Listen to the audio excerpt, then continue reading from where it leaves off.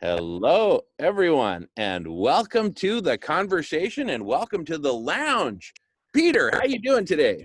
Yes, it's great to be here in the lounge with you, Jamin, and some of our friends that have joined us for the launch of this new idea that we call the conversation. And thank you, Jamin and team have been holding space for this kind of conversation for a few years, but in particular, this block party 24-hour idea that you've been doing for what, is this the 21st week that you've done that? Yeah, we just an hour ago, we concluded the 21st consecutive collective intelligence block party. Yeah. And that was every Friday, and have been happening every Friday for 21 weeks, where you got together for 24 hours to just be in conversation and to stay with the themes that come up, and just to be together and to create a space for people to come and listen and to talk and be heard and connect and be guided by somebody who's on the path with them. So that's what we're up to here with the conversation. The analogy I love to use is that we all just did a week-long conference at a hotel, and it's Sunday night and the conference is over, and we all just went to the lobby bar. And here we are at the lobby bar, and it's like, wow, was that a week or what? And we're kindred spirits here. And so what brought you here? And hi, I met you, or I didn't meet you. I know this person, but I don't know that person. And it gives us a chance to know that we're with friends and like-minded people, to dare to feel into and talk into and be together in this oh so interesting time we find ourselves in. So I always go back to that reference. We're just at the lobby bar, and the idea of the conversation is that you may just want to hang right here in the lounge, or perhaps Danny wants to talk about giraffes, and it turns out that that's what Jamin wants to talk about also. So they go off on their own conversation to somebody else's Zoom room, and they go off to the hot tub and they go have their conversation there, or someone decides they want to go to dinner or whatever, right? We just self-organize based on what we're interested in, and we can go back and forth from these other conversations and then come on back to the lobby bar and say, hi, we had dinner and we're back. What are you guys talking about? And here we are. So that's what we're doing. We're not even thinking about doing it anymore. That's what we're doing starting 2 minutes ago. And here we are, and welcome. Heck yeah. Awesome. Thank you, Peter. And I see that So has her hand raised. Go for it, So. So it's the 4th of July, so what's happening over there? Well, we are christening this Interdependence Day.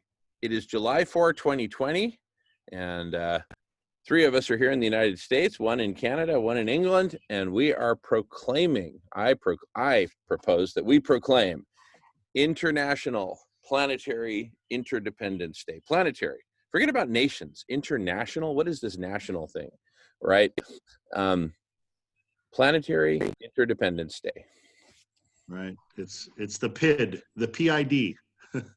we're piddlers.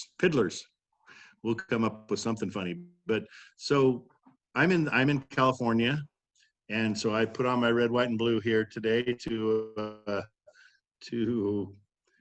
honor that to some degree, while at the same time willing to question every aspect of it.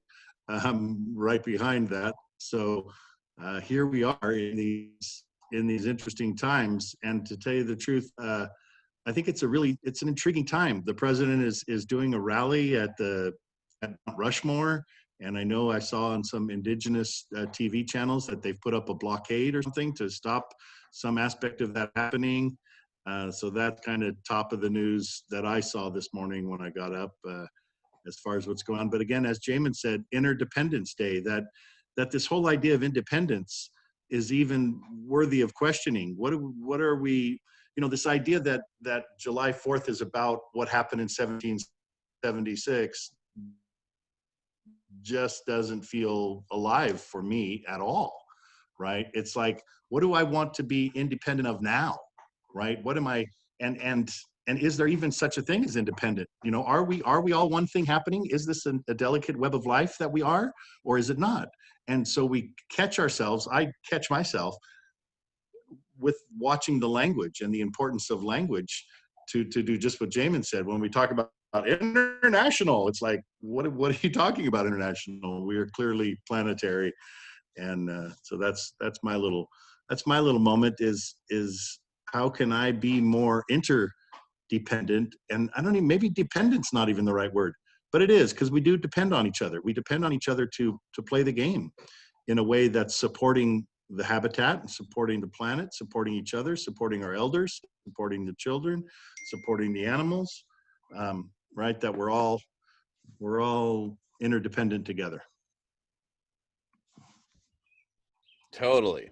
And I would think another thing that really characterizes this is we're just human beings coming together to sort stuff out with a minimum of pretense, formality, which isn't to say that we don't have rules. That's a really different thing. But this is not some pretentious conference where it's all laid out. Here's the schedule, and a series of people get up and present, and everyone else just kind of sits there and goes, duh.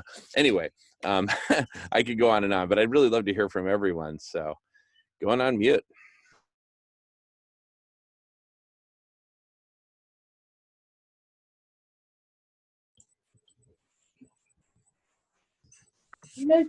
Thomas Paine, he was the first one to suggest independence from the British in common sense.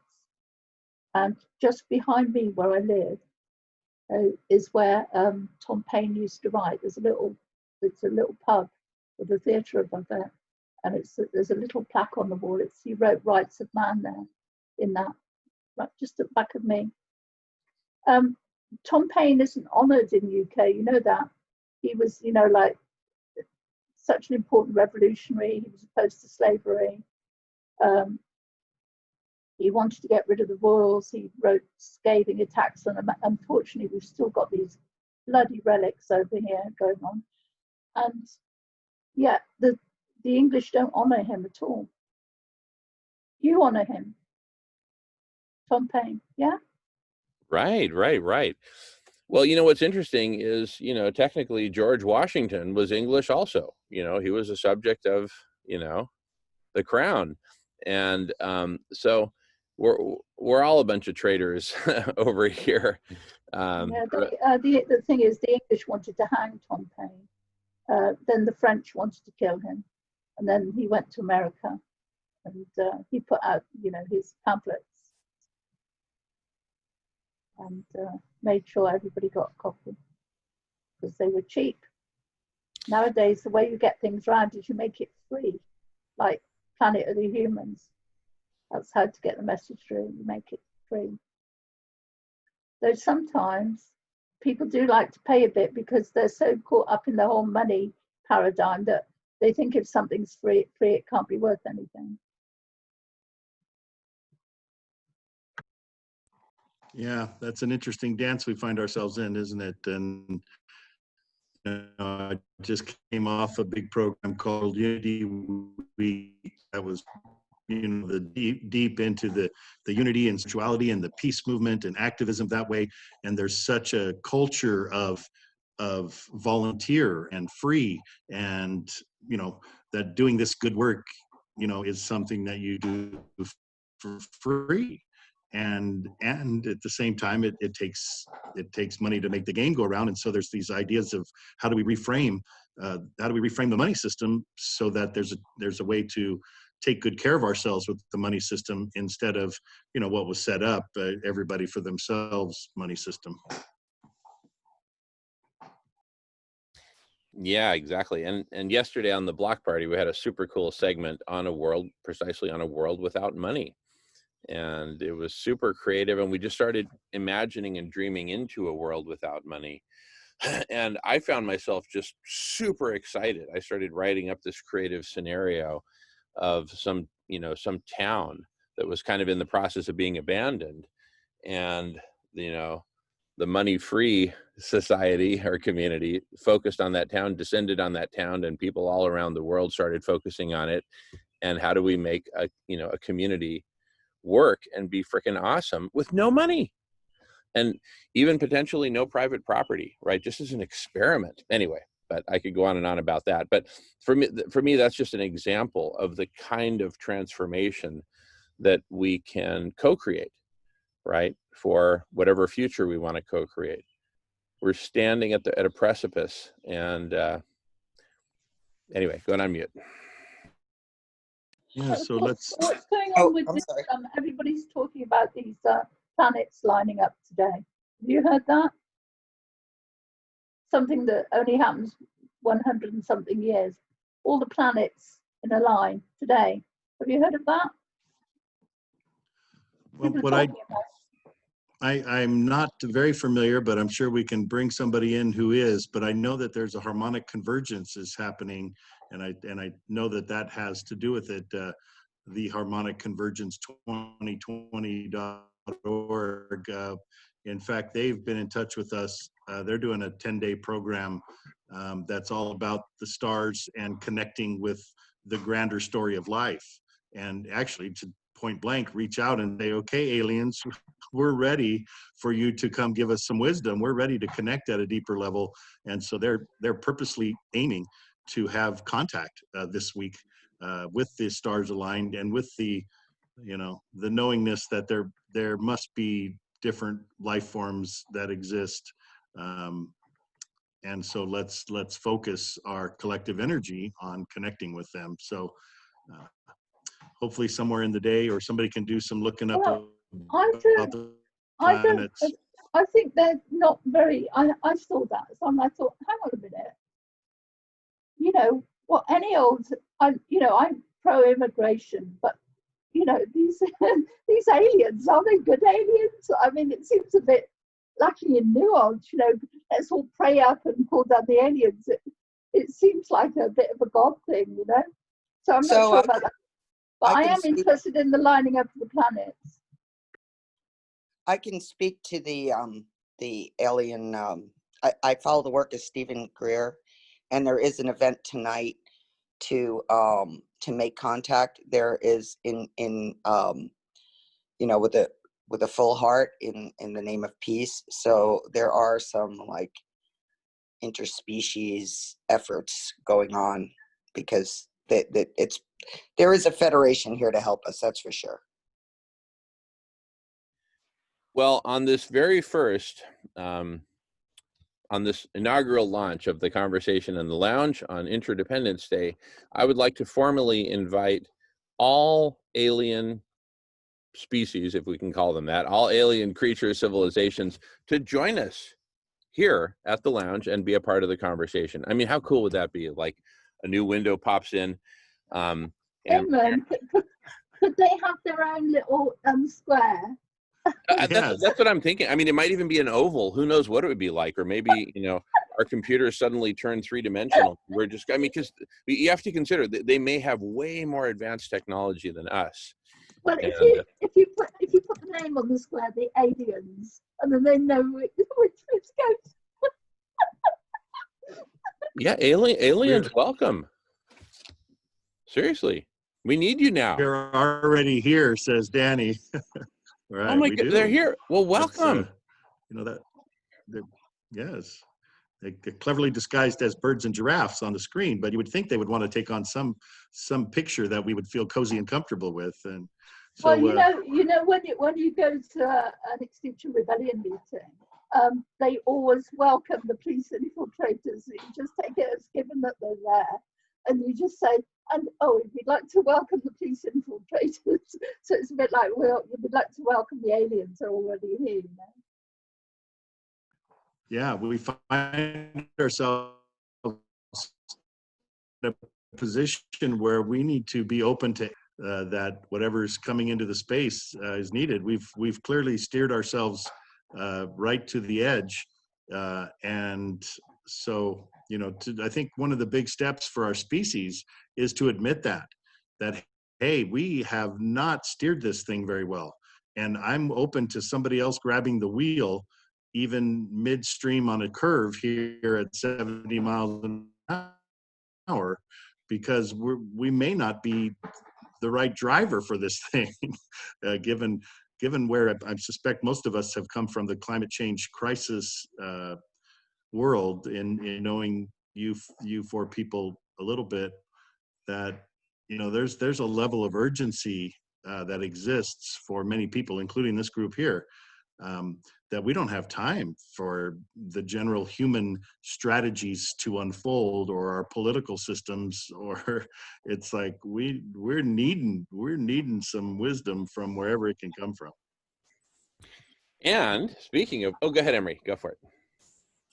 Yeah, thanks. I feel like I'm on an emotional roller coaster most of the time, and these meetings, these conversations, are it's like a virtual reality, because every time somebody speaks and opens up, you enter a virtual kind of field, and you're into that person's mind, and you experience the ride.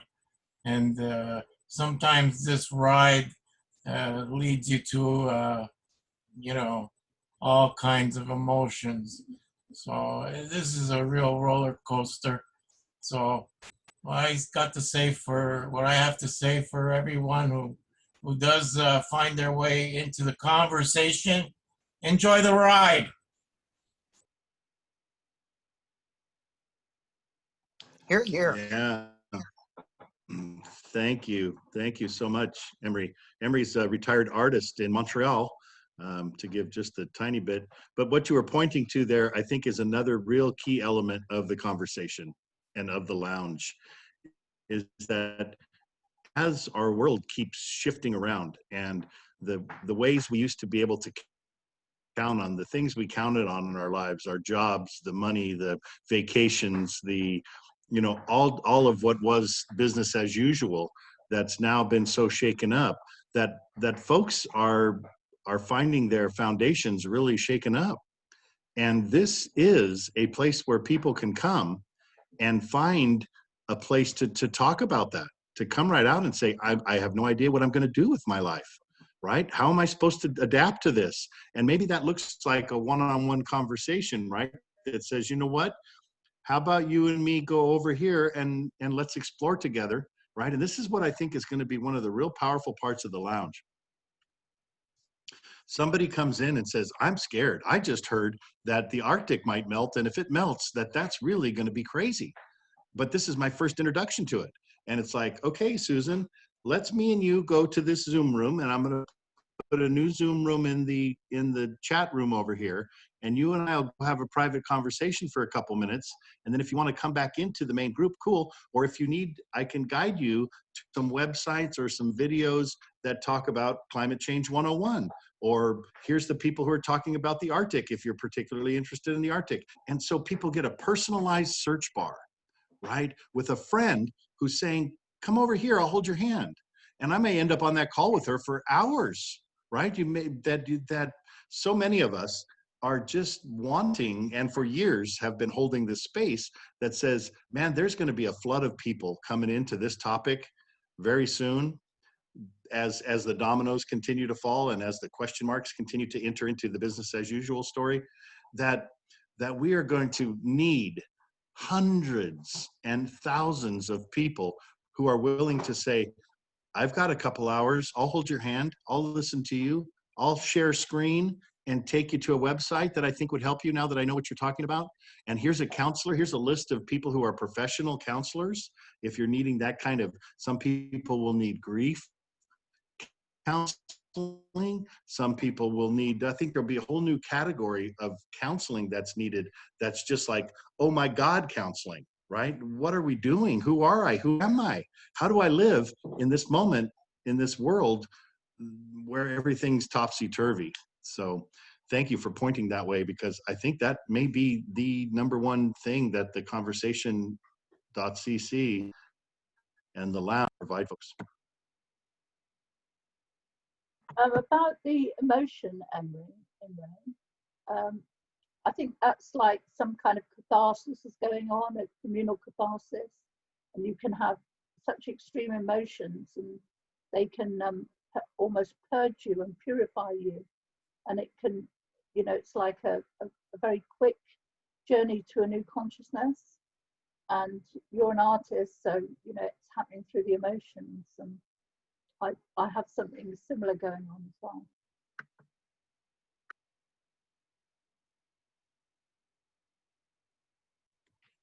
Right, and Danny, wasn't it Danny earlier that talked about wanting to do something along this line also? You said 360 degrees of something. Do you want to share a little bit about that? Yeah, a couple of months ago, I started putting together a website because of you know, all the frustration that I experienced with people who want to participate and change through like the Twitter activism that I was doing. So I started with a blog. I just started blogging on Medium. And then I thought, well, let me see if I could branch this out a little bit. And it kind of developed into a whole person perspective. So, and the initial concept is kind of a directory, but it's the same kind of like spoke in the wheel concept. I wanted to be like a resource for people to come check in, build a community, go to this page to get information about, you know, spiritual laws, go to this page to get information about veganism, and build a community that would support everybody's own individual empowerment and engagement, and then you know, to go out and share that with the world and try to be the change that they want to see.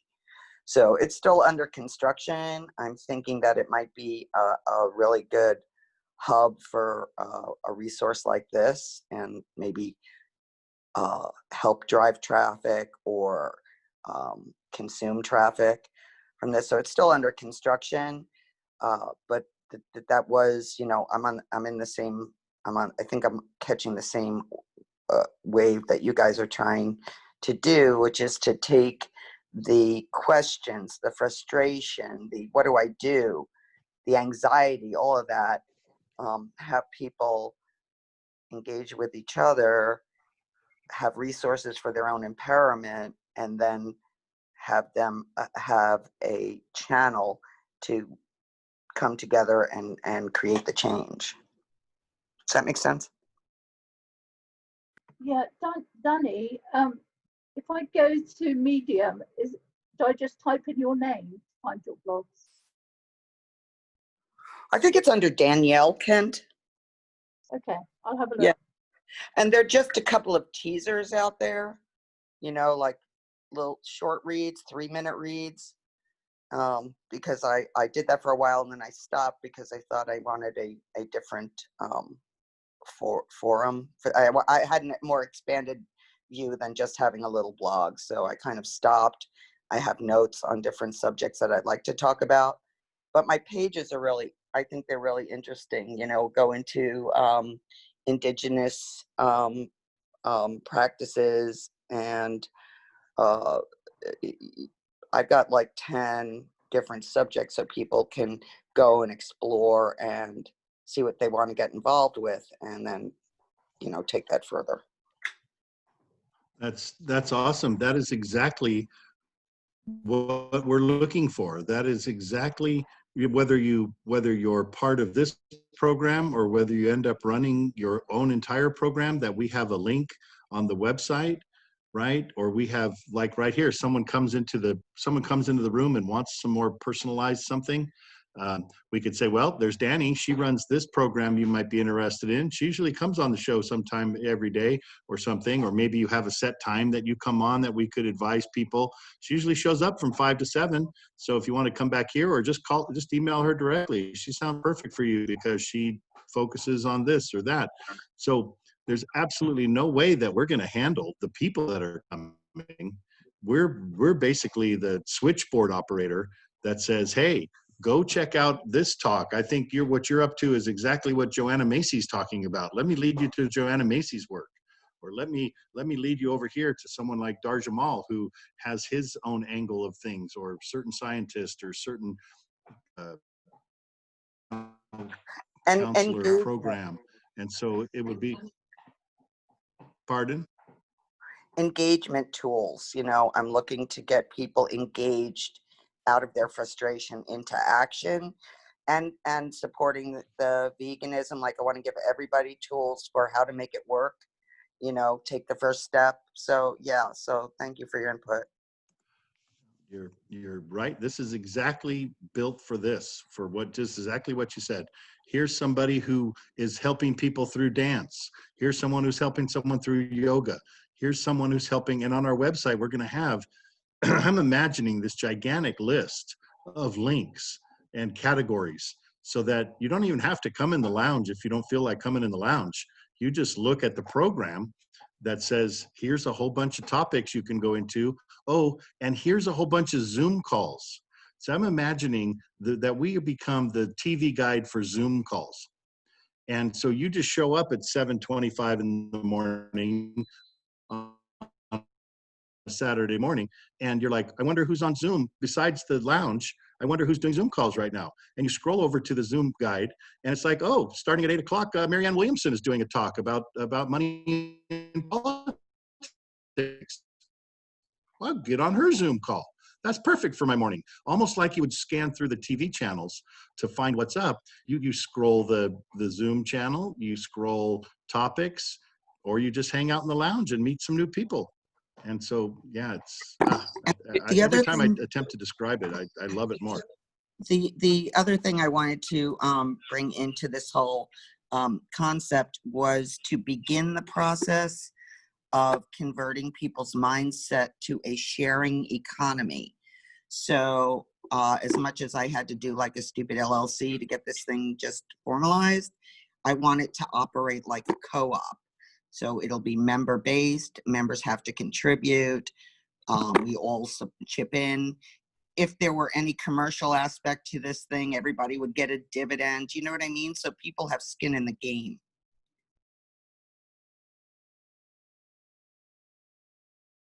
Robert Owen, Danny, the Cooperative Movement UK. Say that again, dear? Robert Owen, the Cooperative Movement UK.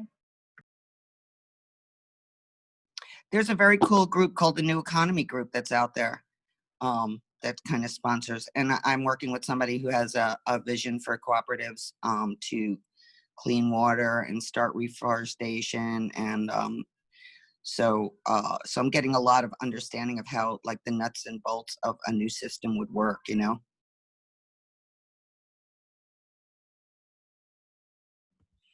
Beautiful. All righty. Emery has his hand up. Go for it, Emery. Yeah, I was going to comment on what Peter was just talking about, and I was just going to retouch the base that I was mentioning a week ago about seeing a number of Zoom conversations, live Zoom conversations, like a TV guide, okay, but more like a YouTube guide, like when you have your subscriptions or whatever your interest is in your search bar, right? You get a multitude of ongoing live conversations that you can key into, and you can before entering the conversation, you can choose to decide whether you have something to offer into this conversation or not, and then the link is there in the description box, and you enter. So that was sort of like what I was envisioning and had in my mind, but you know, that's we need major IT personnel to get something like that going.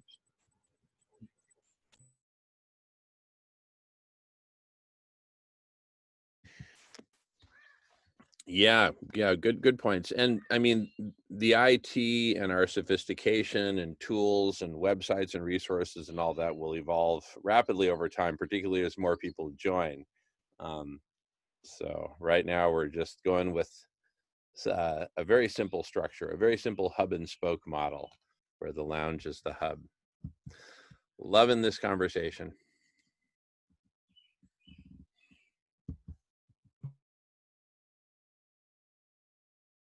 I'm enjoying listening to your birds. Oh, thank you. Yeah, we got lots of beautiful singing songbirds here and a bunch of crows who we feed. And I love talking with the crows. I never mind hearing them, but some people prefer the songbirds to the crows.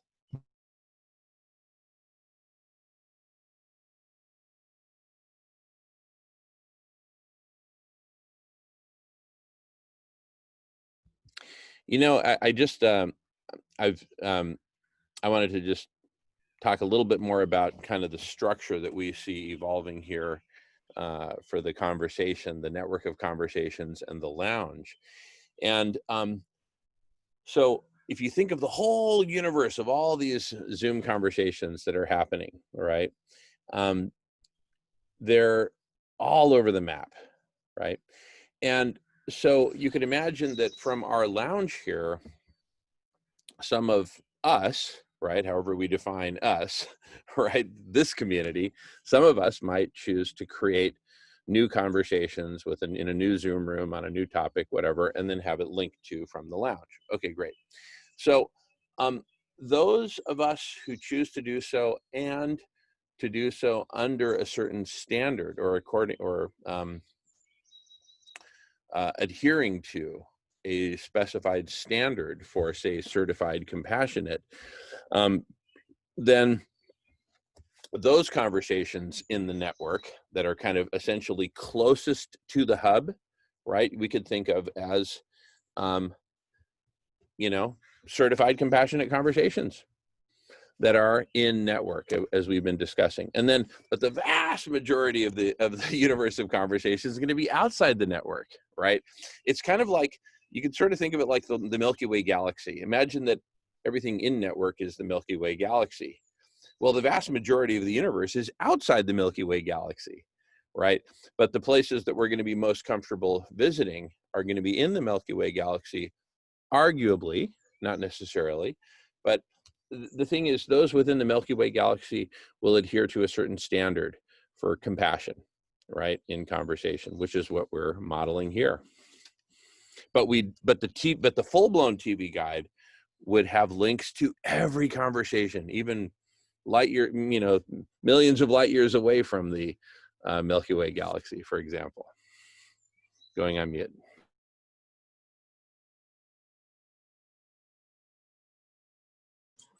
Yeah, there's quite a difference there, I think.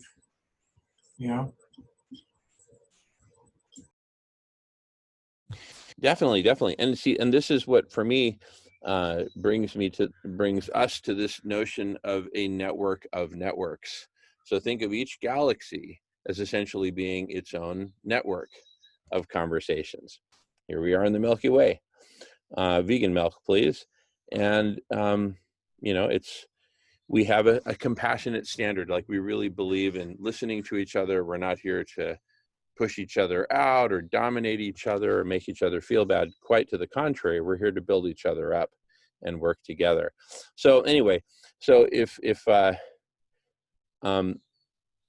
were looking at Hitchhiker's Guide to the Galaxy or to the Universe, Hitchhiker's Guide to the Universe, and I came upon Milky Way Galaxy centered around the lounge, I'd say, oh, this is a very friendly place to land and spend some time in the universe, in this galaxy. Now, that other galaxy over there, they're a bit rough, right? They're doing some interesting stuff, having some interesting conversations, challenging some sacred cows, but it's not so nice over there, kind of thing. Going on mute. The question I have is, how does anyone develop the motivation to find out what the galaxy has to offer? I mean, it's how do you establish some into somebody's concept of, of when they're thinking, to have that motivation. Let's give a spark to some motivation. That's the difficulty I find, is how can we spark that initial moment where somebody says, I'm going to jump into this and find out more. That's the hard part I find.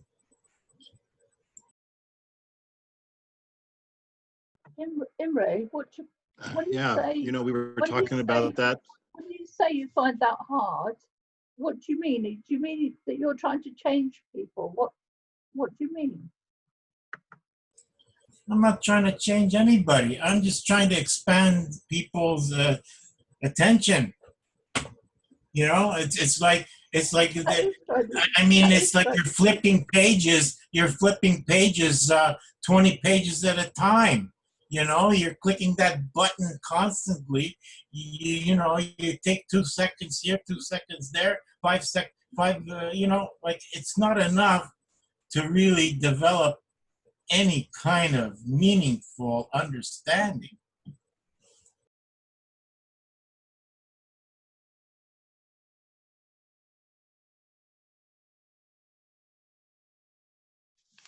I hear what you're saying. And we were talking about this just a little bit before the show. Emery, was what is it that brings people in to the conversation? What are the gateways that get people in, then give them the chance to want to spend 10 minutes on something that then gives them the chance to want to dive in further? Is that sounds like where you're aiming at? How do we get more in? I think that's part of it too. I think, there's the there's a whole social media platform that needs to be better tapped. I mean, we're divided into so many different parts. When you're trying to reach out to certain sectors, it's so difficult. I find that it's hard to zero into to that driver. Right. Well, when we were talking earlier, maybe you can share again, what got you in? Why don't you tell your story about what gateways you came in through, and then maybe everybody can share that, and we'll see if there were commonalities or different things. But maybe Emery, our friend from Montreal, tell us what got you deeper into this and why you find yourself on a call at, I guess it's middle of the morning for you, but tell us how you got in. Well, I don't know if you call it a gateway, but it was, I guess it was a moment in time where, your emotions got blown up, and, you're comfortable in your life, and you think that you're doing meaningful things that bring you joy, and then you're uh, like ambushed, practically ambushed by an event that opens your mind to question a lot of things that you normally wouldn't have been in touch with thinking about, because you're so comfortable and joyful in what you're doing, So, I mean, when 9/11 happened, I guess that really got me very, very distraught, emotionally distraught. It was a terrible moment, even though I'm a Canadian. I'm Canadian. I'm born in Hungary, but, I came to Canada when I was very young. I'm a Canadian. I'm not American, but that whole event, it's like touches it touches your heart, you don't have to be in the country to feel what happened there. And you know, it's just the domino effect of that sort of a thing that leads you on to different things. And if you're willing to spend the time and have the necessary equipment and tools to do that, I guess I ended up here. You know, it's a long story. I don't want. It's hard to take up so much time. You know, I possibly could, but in different moments. You know, I'm willing to come back and back. You know, don't necessarily want to repeat everything I've ever said. You know, that's pretty impossible. But for the most part, it's a journey that we all have to do, and this is quite unique to everybody. I think you could, just real quickly, if you would, hit on a few of those. Though you mentioned 9/11, and earlier you mentioned a couple others. If you could just briefly, mention those 3 or 4, 5 other gateway moments for you, or the new people that you connected with.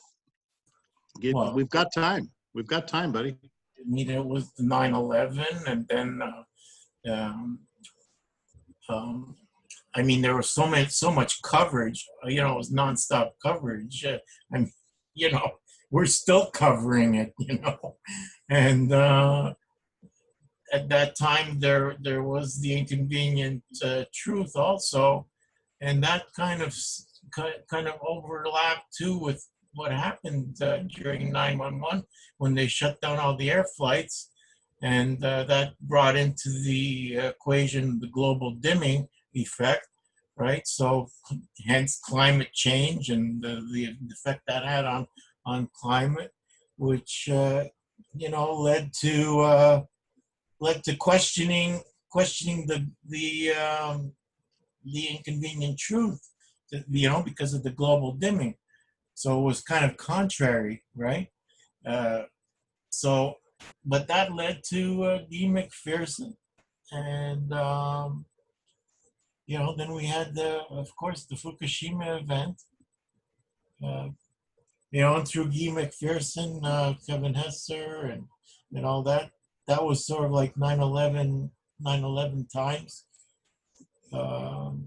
I mean, there's just so many people, so many conversations that I was aware of and took part in, and when you take part in a conversation, it's like listening. You sit back in your own home. You're not actually there, but it's like that's the emotional roller coaster.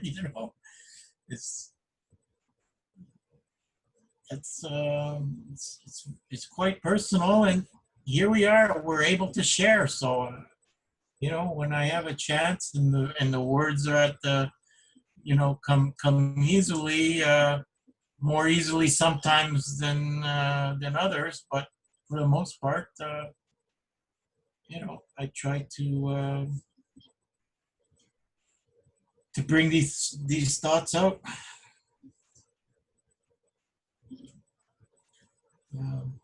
Well, thank you. Just having you share that sparked another one for me, which was Columbine.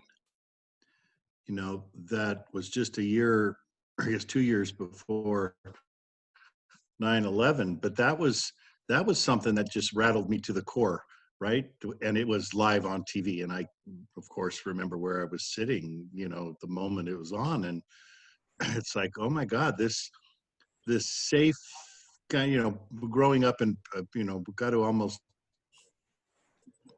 acknowledge where we come from too. I grew up in a very privileged California middle class safe world, and so we have that safety bubble. Those of us who have that storyline of privilege have a certain makeup that's developed, that we think we're safe, and we think that everything is okay and going to be okay, and then something like that happens, and it's like head shaking. And then 9/11 happens, and you start then, like you were saying, for me it was kind of the same kind of path. It's like, well, if they're not telling me the truth about 9/11, what else are they not telling me the truth about, right? and then you get into all the different categories of conspiracy, if you will, and what really happened with this. And I had already been interested in, what's the truth about UFOs? What's the truth about the pyramids? What's the truth about, just all these things that the answers were never there for me For at the sure. level that I wanted. So I think it's a pretty neat little makeup. And when we start, if we ever get around to doing personal profiles or even just exercises on the lounge here, I think that's a beautiful exercise for people to do. What were your gateway moments and gateway events that shaped how you got into this? So thank you for sharing. I could add to that, but there's just so many of these events as you're describing, and then the Sandy Hook thing and all of those types of things, But I find that when YouTube came into existence, we were all able to have our channel and kind of um, share these experiences, and our feelings about it. And for the most part, when you had a history of what you were what you were following, people were making videos about certain things and expressing their opinions, you were able to follow that by connecting with those people that you discovered along the way. And so you had a connection with so many possibilities of knowledge, and it shows in your history and in the work that you express, in the work that you put into your channel also, because you could save a lot of those videos and documentaries or whatever that was produced or is ongoingly produced into your channel. So Yeah, that's it. and this is this is the tool that one has to share, because you can direct people to this playlist that you've put together about a certain subject matter, and then try to share these moments of understanding, which over time has been crushed. It's been diminished. When the way YouTube was and the way YouTube is today is not the same. There's been limitations put on to what you're allowed to do, what you're allowed to say. There's infringements on First Amendment and all sorts of infringements on freedoms that you once enjoyed very comfortably, and now are more and more prohibited and divided. People are more and more divided and separated. So Yeah, I think you hit on another really strong point, is that we became citizen media activists, right? We were able to share, so you could find a video that proved your point and you could share it with your uncle who didn't believe you, and you had backing now, that because you didn't have that backing from mainstream media, but now you get the backing from YouTube media, if you will, to where you can say, see, this is what I meant, why I think 9/11 may not have been may not have been given us the full story, right? And so that changed everything. And that's another one of those dominoes, and another key domino on the list, right? In fact, maybe we can develop a list of all the possible gateways we can come up with like that, to help spark people's memories of possible gateway moments. Wow, I never put that together, that YouTube like that, and then Facebook like that, and then and then TV with Netflix or whatever. We could watch whatever we wanted instead of just being trapped by the mainstream media. And so, yeah, that's a great one. Thank you, buddy. Exactly, Peter. And to you have to take care though in that too is you can get so over flooded and overwhelmed, you know, as and that's the way they've set up the legal system too. You know, there's just so much recorded and so much so many directories, you know, that you have to go through to find anything specific. You know, and that goes to Google search as well, you know, with all the algorithms that they constantly keep manipulating to you know, shoot people into all sorts of rabbit holes. So, you know, it's complicated, but it requires a lot of effort, that's for sure.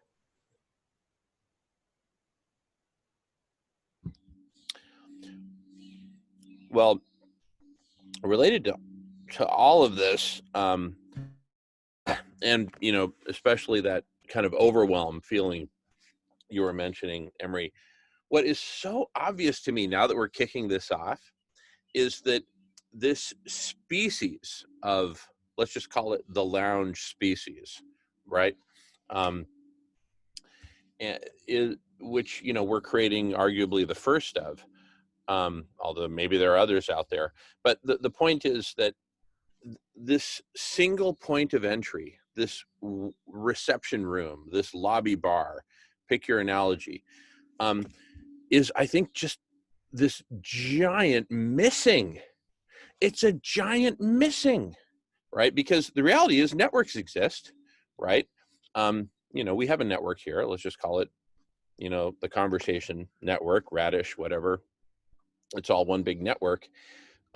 We now finally have a single point of entry called the lounge. Now imagine that other networks look at this and say, wow, hey, that seems to be working for them. Why don't we try something similar? Well, what would it take? Well, it would take one Zoom room. Well, that's easy. We're Zooming all the time, all right? So imagine that each network that was really in the game and really committed to being a part of this network of networks that's emerging. What if each one had its own lounge? And then we could have, like, some of us might say, hey, let's go over to that other lounge and just check in. Hey, you know, here's what's happening in the conversation. What's happening over in your world? You know, Toastmasters or AA or retired NASA scientists or, you know, whatever your network happens to be, right? Going on mute. But it's more like there already exists all sorts of lounges, Jamin. You know, I could go into a jazz lounge or whatever. There's lounges based on all sorts of concerns, you know, or interests, right? So these things already exist. It's just that we're not constantly aware of these lounges or have the ability and time to go search them out, you know, like we're spending time here right now, okay, as opposed to, you know, fiddling around on the internet or whatever and trying to find where I can park, you know, 2 hours of my day. You know what I mean? Everybody has different priorities and interests. And until a certain interest is sparked and engaged, okay, that moment will prioritize automatically within that person's life based on the experiences and moments that has already been categorized in that person's mind, you know. So, you know, until it happens, it's not going to happen, I guess. But this is a good platform to kind of spark that in people.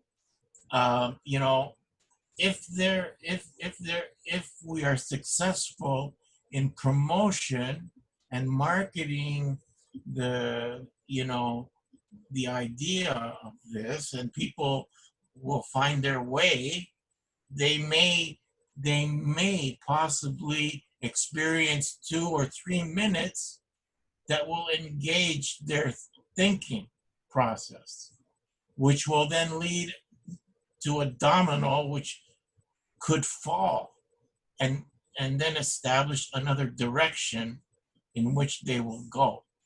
So that's what I'm seeing. Hopefully that'll happen often.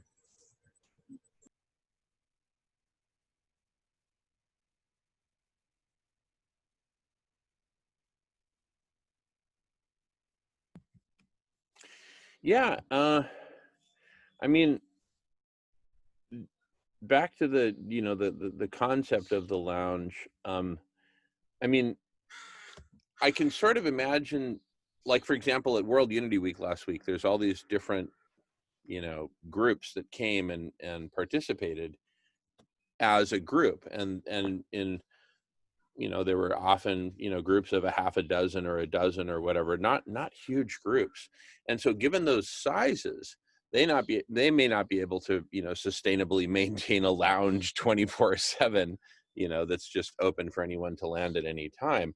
However, consider this: what if a bunch of those groups got together and formed a cluster or a galaxy and said, hey, let's co-create and co-invest in, not financially but in terms of time and commitment, let's co-invest in a lounge representing our whole galaxy? Why not? Well, you remember that field trip we took, and we it was early on, and that led to stacks, right? Or Slack, or what was it called? I'm starting to lose memory, but that was like bang, bang, bang. The guy was in charge. We all came in there, and he took charge of the situation, the flow, and they were like overwhelmed. There was the time of the COVID-19, and they were trying to get the manufacture of respirators going, and everybody was trying to help, and they were over flooded. They had like I don't know how many hundreds of people coming into the room, into the Zoom thing. So that's what it takes. You have to be ready for the onslaught too, right?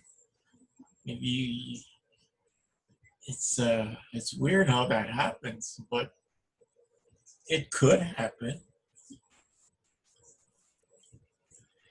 No, I know just what you're saying. I mean, I feel like you, including yourself, Emery, very notably, we and all of us who've been participating have really been preparing for the onslaught, right? We've been dutifully showing up at the block party every Friday, Saturday, and the Solution Club every Tuesday, putting in the hours.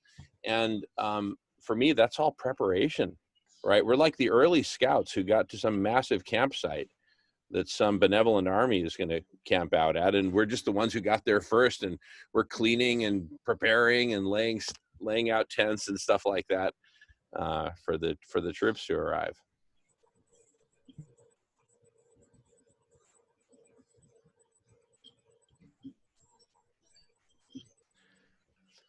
But one thing is getting really, really clear, that the universe needs lounges, plural, right? And the universe needs the conversation. It needs networks of conversations. So in a way, we're kind of showing the universe how it's done. I laugh whenever I make statements like that seem to have hubris in them. But I'm speaking in very practical terms, because somebody needs to take the lead and say, here is a network of conversations, kaplunk. Here is a lounge at the center of that network of conversations. I mean, it's just, I love what Peter said a few minutes ago, that he said, the more he imagines into it, the more he loves it. And I mean, because this is so absolutely urgent. I mean, we're not going to do this. We're not going to survive without collective intelligence. It's so obvious. 8 billion mini sociopaths and maxi sociopaths going around trying to carve up the world and slice it and dice it and monetize it is obviously a recipe for disaster. That's been proven empirically. We are living the disaster. Welcome to the disaster. Peter, how's it going in Disasterville, right? You know, when growing up in the 70s, we had this show on television in the United States. You probably had it in Canada, The Dukes of Hazzard. Well, we are the Dukes of Disaster. And where was I? Yeah, we absolutely, there's no way in hell we're going to survive without collective intelligence. So number one, we urgently need it. Number two, it's super fun. Number three, you get to pioneer it. We get to pioneer this. So anyway, for me, this is kind of like, it's kind of like the world's first swimming pool. And, you know, you've got a bunch of, you know, skinny, pimply middle school students with their finger in their mouth standing by the side of the pool, staring at it going, duh, you know, and finally some crazy kids like us finally just tear off our clothes and jump in. And at first everyone else is just standing back. You know, that doesn't draw them closer. They stand back. It's like, what? Who are these idiots? They're exposing themselves. They're showing how stupid they are, or crazy, or dreamy, or whatever, you know, criticism. But you know what? It's not going to take long before everyone's jumping into the pool. And on that, I rest my case. Going on mute. Jim, can you talk about the Now What and what's going on with them? Because that was quite a lounge, I think, you know, and I'm wondering how there could be some more of an integration with them, because I found that that's very valuable. Definitely. You know, I kind of feel like we're the first people in the Silicon Valley who like connected, you know, an integrated circuit to a power source, to a hard drive, to some RAM, to a weird screen. And it's just like, oh, contact, right? This lounge is a place of contact, And in a sense, it's the first place of contact that is ongoing and absolutely committed to saving, healing, and transforming life on Earth. Full stop. Because this is ongoing. This will grow to be 24/7. 24/7. Can you imagine the universe having a place to go, or the galaxy in this case? No, the whole universe, because everyone's welcome here. The universe finally having a place to go that is open 24/7, where as soon as you walk in, everyone's like, hey, welcome, whether they know you or not. Now, can you imagine a world? So imagine now that the world is the universe is populated with all these lounges. Let's say there's thousands of lounges out there. There may be many more. But let's just say thousands for starters. Here's the thing. Of those thousands, exactly one of those thousands is going to be the most popular in terms of, you know, unique visits per day or whatever, right? Whatever the metric. That one is going to have millions of people in it or watching it at all times, right? And so in a sense, it'll be like that old funny saying, that place got so popular that nobody goes there anymore, right? I think they would say that about, you know, I think that probably must have emerged in Manhattan or something like that. Some restaurant, at first it's not terribly well known and it's great food, great service, great whatever. And so people start going, then they start talking about it. And then the next thing you know, the mobs show up and there's a line around the block. Well, it's no longer a convenient place to go in the neighborhood. It's become sort of a sensation. So nobody in the local neighborhood who made that place popular to begin with goes there anymore.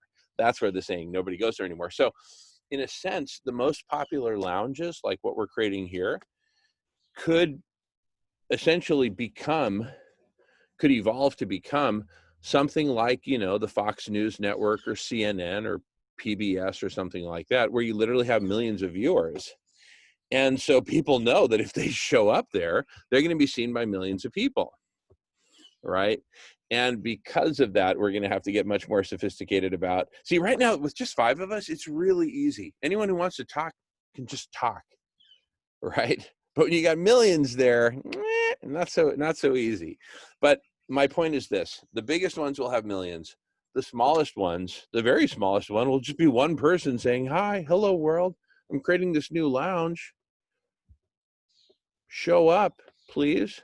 Right? So you have, and then everything in between. So we're gonna have this whole spectrum of lounges. Anyway, if you think I'm crazy and going way off on some ridiculous tangent, just tell me. But I'm partly just trying to envision where this is going so that we can, yeah, go ahead, Jeff.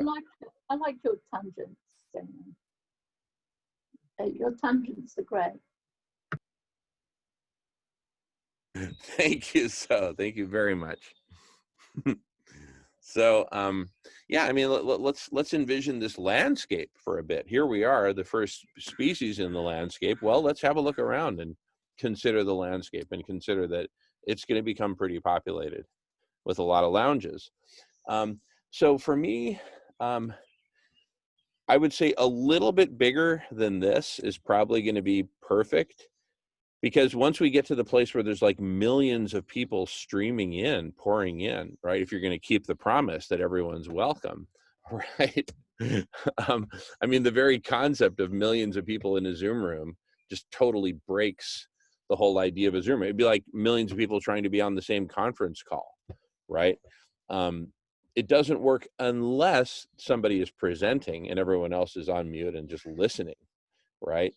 So it's kind of like I'm gonna call this Jamin's principle of lounges, which is that beyond a certain number of people in the lounge who actually want to talk, that they're there not to listen but to actually talk. Beyond a certain critical threshold number of people who are there to do that, we need to morph into a different structure than just, hey, one central lounge, everybody just come in and say hello, it's fine, and then we'll direct you to where to go from there, Jamin, I think the structure will emerge out of necessity, and one day it will just suddenly be there. But I wanted to ask you, sorry, it's not really off topic, but that picture that you put up of everybody being the spectator, and there's the one guy who's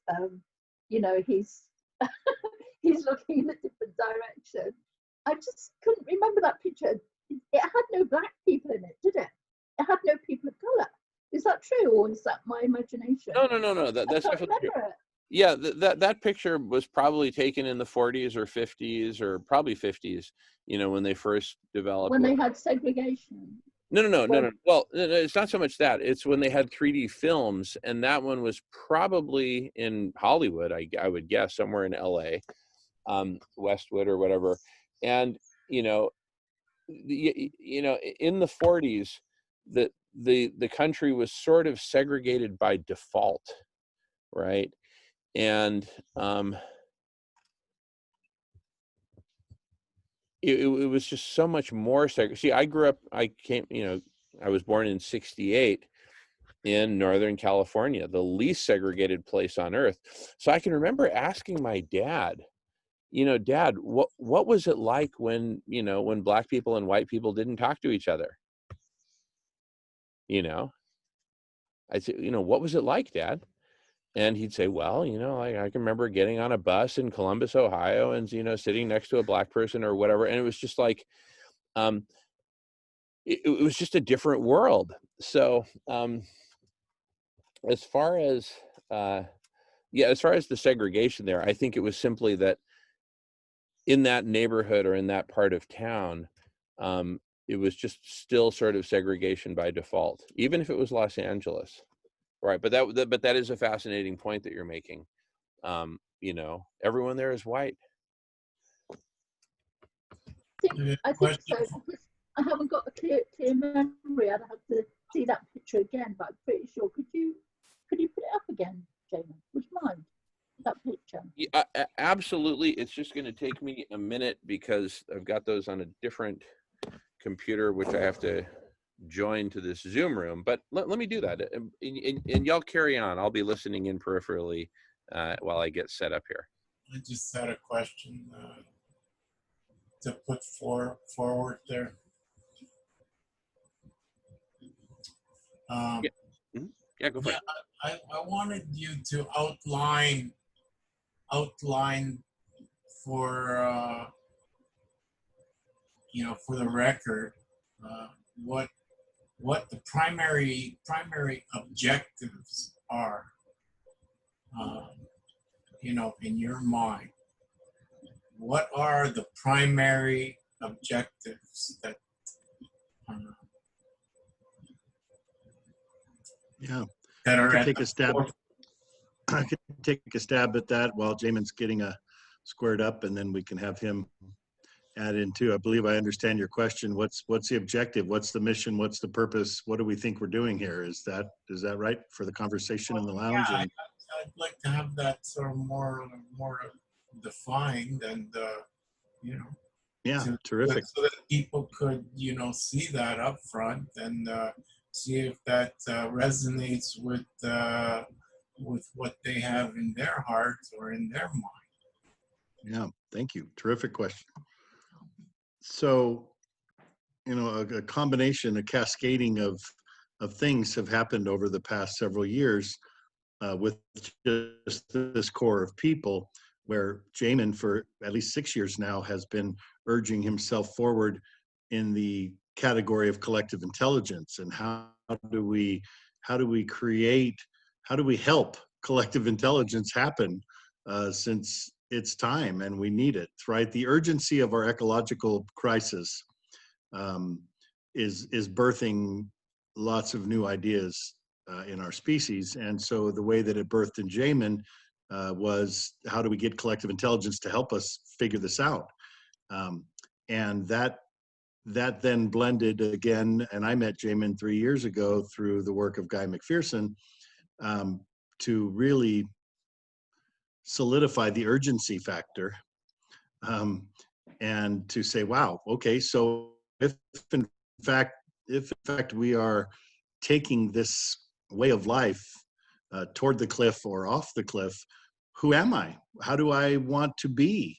What stirs in me when I consider that I was here during the time that it happened, or that it became part of consciousness, that we could be at this place, we could be at this precious moment, whether it's 5 years or 5 months or 20 years window that we may have. And everybody gets to pick their own urgency level and level of time they think we have. No one knows for sure, of course, but we sense, many of us sense, that it's incredibly urgent. And so in that urgency, who do I become, right? And so who Jamin became was, let's help collective intelligence. And so he then started up these meetings, these 24-hour things and beyond, to say, let's just dare to try it. The technology's here. And so as that then met with these Zoom calls, this ability to meet on a Zoom call, the ability to put a Zoom call live onto Twitch or Facebook or YouTube or wherever, that not only are we citizen activists and citizen media hubs, but we can broadcast our citizen activism and invite people in. Here's these new gateways we're speaking to. That Zoom is a new gateway, and a combination of Zoom meetings is a new gateway to invite people into the conversation, to dare to see what shows up for them when they begin to understand the urgency that's and the combination of technologies that we have to address that urgency. And so, to answer more specifically, here we sit using the latest technology that we have to dare to spark conversations, to dare to be a hub of more conversations, to dare to empower other people to take their conversations forward. And collective intelligence, help humanity evolve before our very screen eyes, to a place where we come up with better questions and we come up with better answers to how to be human in this time. And the mission rolled into one for me. Well, I like your answer, Peter, and thank you for expressing that. I think it's well said, and it's great to have that uh, uh, on record and recorded for anyone who passes by and revisits this moment in building the this conversation here. So. You know, an analogy just occurred to me. Imagine that it's like, I don't know, it's the year 1825, and, you know, we're like guards outside the White House, and everyone's gone to some giant banquet someplace else. And suddenly we see that the White House is on fire. And it's like, oh my goodness. All right. And imagine it's literally just the five of us. It's like, okay, what are we going to do? All right, I'm going to go see if I can find some fire station that's open and get them to come. Okay, great. I'll go organize a bucket chain. Okay, great. And, you know, and, you know, building off of how Peter described, you know, my response to the sense of urgency is, you know what, I'm going to go, I'll be at the main gate and I'm just going to be yelling, everyone come and help, come here. And, you know, the main gate becomes essentially the lounge. Come to the main gate, come to the lounge, and I'll tell you where to go from here. Right? They need more people there at the bucket chain. Peter needs someone to go with him to help, you know, get some fire crews over here. You know, there's a bunch of bales of hay and barrels of gunpowder that are about to blow up. We need another crew over there. You know, so the hub is the place where all this traffic is directed. Right? Anyway, with that little analogy, I'll go on mute, and I am ready to screen share whenever it's good, but don't want to disrupt this conversation too much.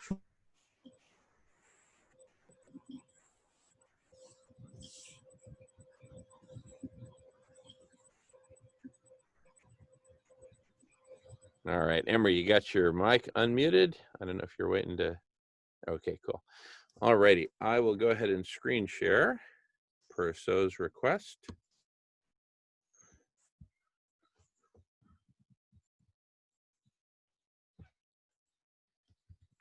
All right. So the conversation, and this is, I just have some images from kind of the current broadcast model, right? Where it's one or two or a half dozen people, but a small number of people broadcasting to everyone else. And the rest of us are just sitting there going, duh, right? We're just consuming.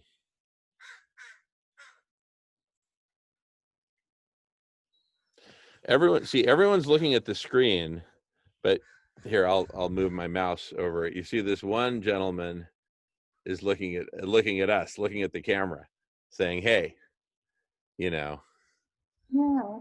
what you looking at? Jamin, Yeah. Where did you source that picture, and what made you like it? Yeah. You know, this is a picture that's kind of been in my space ever since I was, I don't know, a teenager or something like that. And, you know, maybe it was because I, you know, was born and raised mostly in California, where the film industry is concentrated, because that's kind of like an image, a classic image of the film industry. Like my brother, for example, he studied film at UCLA, which has a great film program. And so, you know, I probably saw it first on some poster in somebody's house or something like that. You know what I mean? But it's like it's been in my reality for practically as long as I can remember, right? Because it's just such a stunning image, right? It's really powerful. It's like, I think you could spend a lot of time on that image, and there would be loads of different things that you would discover. I think I might do that. Could you send me a link to it or a copy, please? Yeah, happy to. So let me, do you yeah, I'm great. Do you happen to have PowerPoint on your computer? Because I've got this and other images in a PowerPoint file. That'd be the easiest way, or I could just find the image, I'm sure. That shouldn't be too hard. No, I haven't got PowerPoint. I'll figure it out. So don't worry. I'll get it for you. Okay, thank you very much. Sure.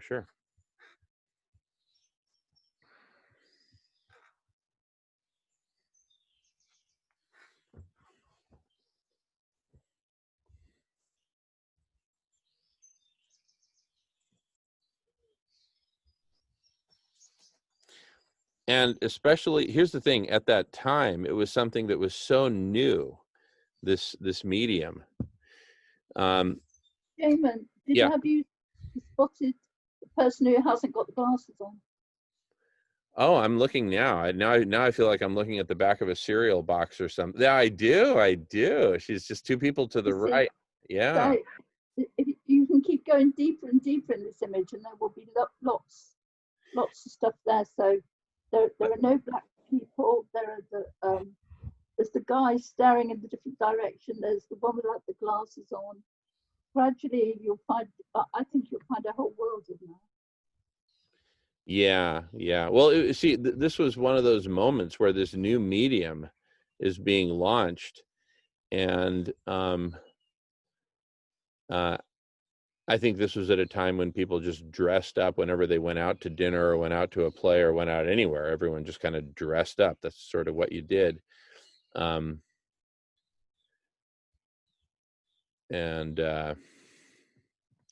But even the woman who doesn't have the glasses on, it looks like the glasses are right in front of her face and she's just taking them off or is just putting them on or something like that. And then at the very top of the screen, you can see someone's taking off their glasses and peering over the top, right? So anyway, yeah, but this is, you know, when I looked for this image, there's a whole bunch of similar images, but I was looking for this one specifically because this is the one that's really the famous one that, you know, became a poster and whatnot.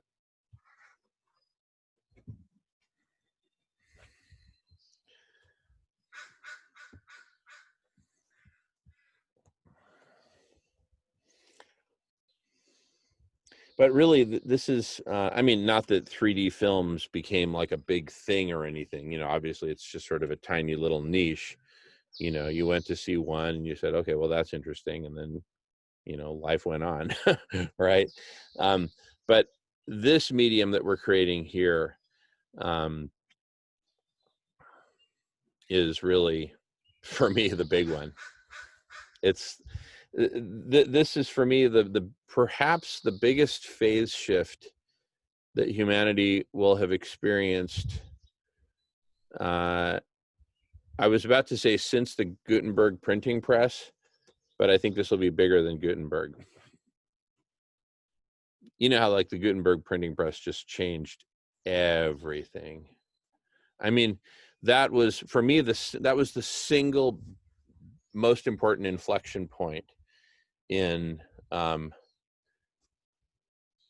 taking us from basically pre-Renaissance, Dark Ages, you know, really old world, to setting us on the course. That was the beginning of industrialization and everything. Because with the printing press, you could disseminate textbooks all over the place, and that actually became part of a major part of what has made us so homogeneous as a species. You know, that was the beginning of mass media. That was it. The printing press was the beginning of mass media. Full stop. Everything came from that. The internet, television, radio, even this, right? That was the first mass production of information, mass dissemination of information. That was it. So for me, that's the single biggest inflection point to date. And this one might actually be bigger because this is the moment where humanity comes together without any constraints in terms of geography, none whatsoever, right? I mean, if we had had this back in the day, you know, nothing would have stopped Genghis Khan from meeting with two tuba players in southern Argentina and having a video conference about chewing gum. I mean, it's like anything is possible in this world. Whereas, you know, back in the time of Genghis Khan, the only people who could talk to Genghis Khan were his, you know, inner circle and his concubines or whatever, right? So it's giving humanity incredible direct access to humanity, to the whole of humanity. And we can just create these incredible combinations. And so it feels to me like this is so primordial in the sense that, you know, these galaxies are forming, but they're very proto galaxies. They're not these beautiful spirals that we've come to know and love. They're just these kind of, you know, thrown together collections of conversations and communities trying to, you know, grope their way forward and figure out, what do we do? You know, so we're in the early stages of figuring out what do we do now that we've discovered that all of our, you know, institutions are just fundamentally broken, ridiculously broken, right? When the head of state of the most powerful, richest nation in the world is telling his own people to drink household bleach, I mean, whoa, whoa, whoa, whoa, whoa, whoa, whoa, whoa, whoa. You know, when the people who are paid and trained to protect its citizens are killing them, right, based on skin color. Oh, you know, when people are still enslaving and owning other people, I know it's at a lot less volume than what we had a few hundred years ago, but I mean, it's just like we are. I feel like I feel like a little kid born into a violent Brazilian favela, born brain damaged and in the middle of a shootout. I mean, it's like we were born into very horrific circumstances. But what's really interesting is that, you know, you can imagine, you know, a volcano has erupted, and a couple kilometers downslope, there's just this huge, slow-moving lava flow, right? You can envision a little island of dirt on that lava flow that hasn't melted yet. And there could be a little sparrow, you know, sitting in the middle of the island of dirt, you know, whistling a nice tune, oblivious to the fact that it's about to get engulfed. I feel like that is where most of us came from. We were on top of these little islands of dirt floating on hot lava that we didn't know was there. And it was a very temporary ride. You know, going back, you know, Peter and I are from California in the 60s. California in the 60s, oh my goodness. If you were white and privileged, what a playground. What a wonderland of education and travel and leisure and, you know, media and whatever you wanted. It was all there. And so that's what I refer to as kind of like this island of dirt floating on top of this super hot lava that's in the process of engulfing everything. We had no idea how short-lived it would be. And we built a whole culture around the assumption that this would go on forever. Infinite growth. It's a great thing, you know, get your piece of the pie.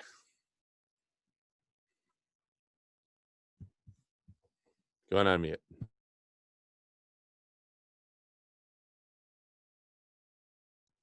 I think that's one of the fundamental, what do I want to say, like spiritual corruptions that we're experiencing as human beings is every man for himself and scarcity, you know, which is just what do I want to say, a way to rig the game. And I think there, you know, like, I know life doesn't come with a specific roadmap, but there are spiritual laws, and they are, whether we believe them or not, just like gravity. You know, if we paid a little more attention to that, we might be able to live in harmony. So.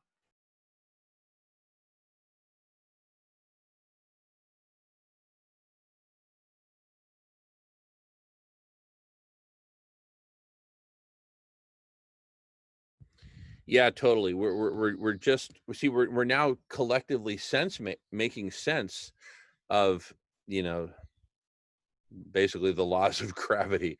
I mean, we were just living in such. I really like this idea of a little island of dirt on top of the flowing lava that's just totally clueless that it's about to get consumed. I need to find something here on the computer, so I'll be a little distracted for a couple of minutes. But please carry on. Jamin, there's a song, I can't think who sang it. It's My Empire of Dirt, that line. Do you know which song it is? You can have it all. My Empire of Dirt. What song is that from? That's like you call it an island of dirt. And this songwriter called it an Empire of Dirt. Oh, I know what it is. It's Johnny Cash's Hurt. Johnny Cash, Hurt, the song.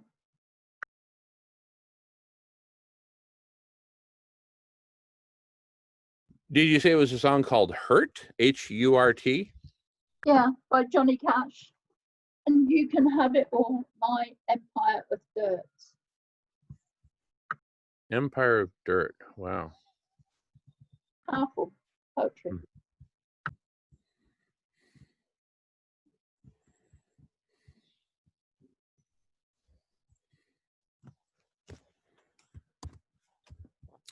By the way, I'm going to send an email to everyone about this meeting that's happening 1 hour from now, led by Dana Tomasino. So we might take a field trip at that time, or some of us might take a field trip at that time, and then come back and let the others know how it went. I'm going to send this email now so everyone, or I'll just put it in the chat, actually. 9:30 Pacific time. It's the Unity Network Zoom room.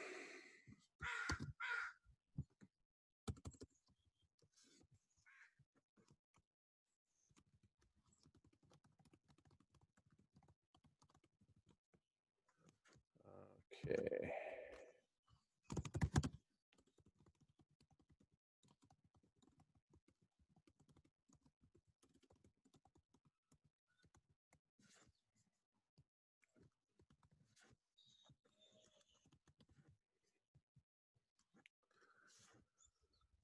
Thank you Okay. very much. Sure, sweetheart. Do you need a tea? Yeah, tea would be great. And actually, even some more oatmeal in Yeah, that sure. same bowl would be awesome. Thanks, sweetheart. I'm outside here doing my thing. Okay.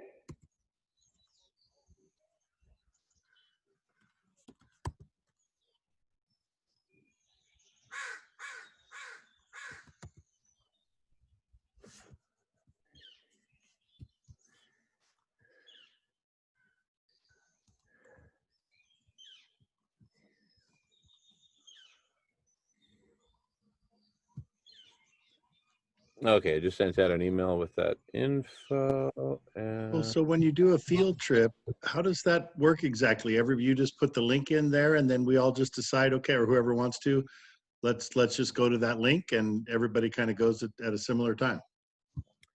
Yeah, that's the basic idea. And what I would also propose, here, let me just put the link here in the chat. Whoops. Okay. James, welcome back. How you doing?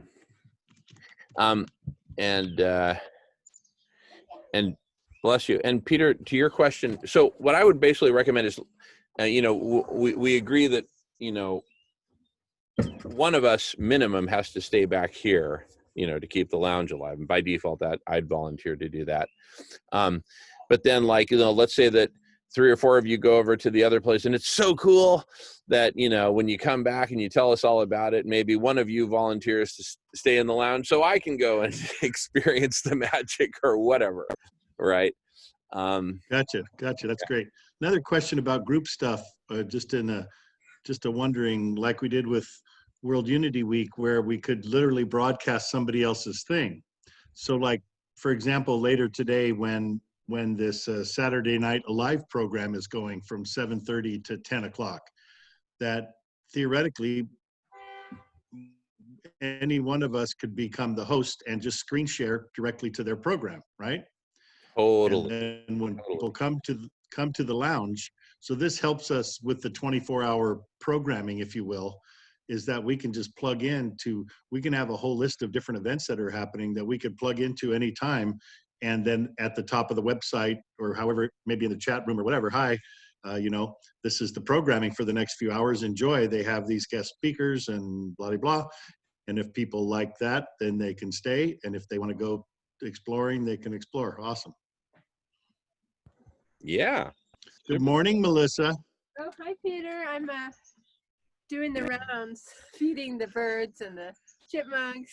Awesome. I How are gave you? I gave the crows a total of a little more than a cup Okay, cool. total, just so you know.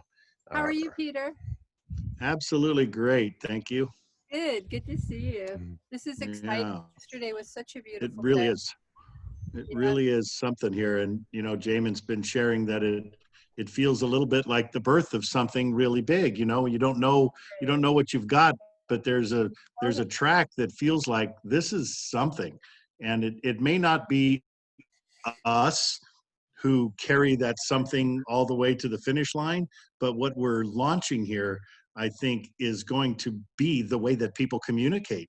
And like you were saying earlier, Jamin, that other people are going to say, wow, this is just too easy. Let's have our own technology hub. Let's have our own sports hub. Let's have our own these different things. So you basically can go to your sports bar, right there on your internet. Here I am in my San Francisco 49er fan sports bar, right? And I can talk to sports fans all day long. I don't have to listen to ESPN tell me what they want to talk about. I'm going to talk about what I want to talk about, and we could shoot off into other rooms if we want to.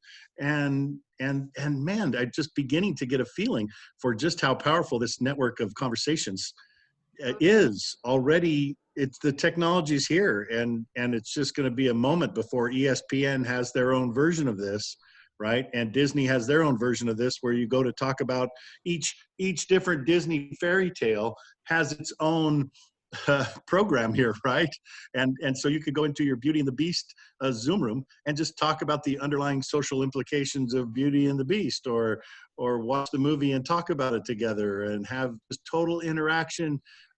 It's gorgeous. Totally. You could have a whole English literature hub, right? And you go there, and there's someone like who's very well read, and welcome to the English literature hub, and and welcome to the English literature. Please pull out your who cup want of to tea. talk just about Shakespeare. There's a Shakespeare room. For more modern English literature, they'll go to the modern blah blah blah. For the 1950s, the gray period, so to speak, go to the gray period. Anyway, back to you.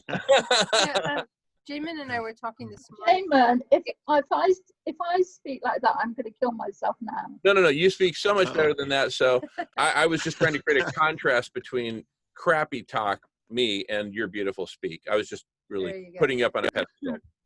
We're clearly jealous. All Americans are jealous of the accent, and it's the only way we can respond is to try to poke a little fun at it. Exactly. It appears after yesterday that the conversation is where it's happening. And it's the conversations of the everyday man, woman, transgender, all race, all backgrounds, all ages, all shapes, all sizes, all coming with all our different gifts. It's not any longer about a privileged sector who've been educated and trained and, benefacted, presenting their life theses, of work, which is all good, but that's like an old model now. It's really the ground zero where the conversation's happening. And what I found so powerful about yesterday was our friends of color who joined in the conversation, who we could hear for the first time. And we could hear the brilliance and the wisdom and this knowledge that their cultures and these peoples have been carrying in silence for a very long, way too long a time. And for me, that's where I see it's happening. It's going to keep happening that way. The roots are there. Now we have to let the garden grow, and let the bees go from flower to flower. That's the conversation. That's it. That's the network right there. And with that, I go feed animals. Thank you, sweetheart. Is she like in her little Disney movie here where she's Cinderella singing and dancing in the garden, throwing seeds out? Exactly. You should see the cartoon butterflies landing on her shoulder. It's beautiful.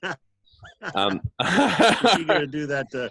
I just pictured you following her, giving it the old zippity-doo-dah, zippity-ay. My, oh my, what a wonderful day. Exactly. Plenty of sunshine headed our way. Zippity doo dah. Anyway, we said we wanted to have some spontaneous Totally. singing Let's happen let's here. let's make it fun. Let's make it real. Speaking of which, we got So with her hand up. Go for it, So. So a deer, a female deer. So, okay. Sorry, I didn't have my hand up. Sorry, I mistook sign.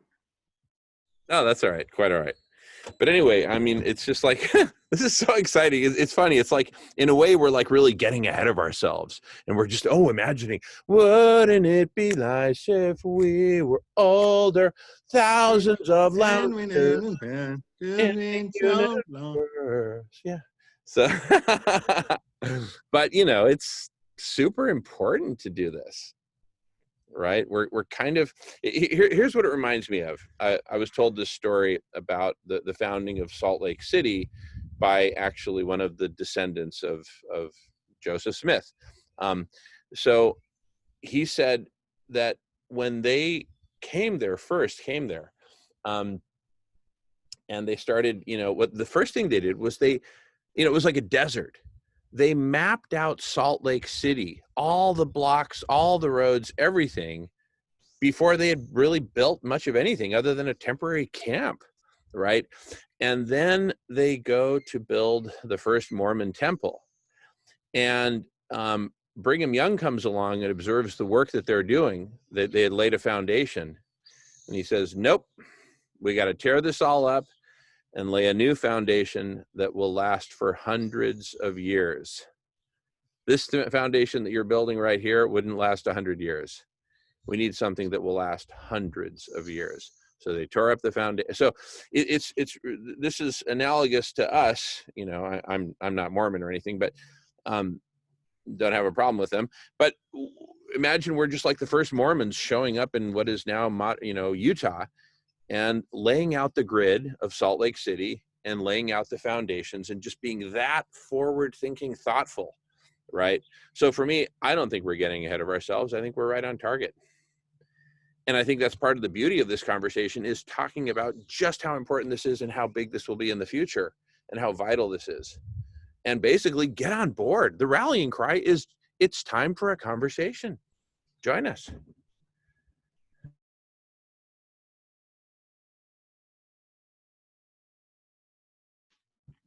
Yeah, it just ties right back to, we were talking about the mission, that's it. If you're ready for a conversation, it's here. If you're looking for like-minded souls to connect with, it's here. If you're remembering to turn off your camera when you eat food on Zoom calls, then you're doing that. And that we can just be with each other in this different and special way. And even just brainstorming that there could be a sports bar part of this technology just kind of blew my mind a whole different way.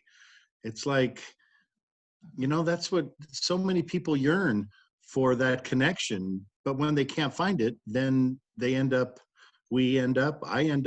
having a few extra beers or going into some other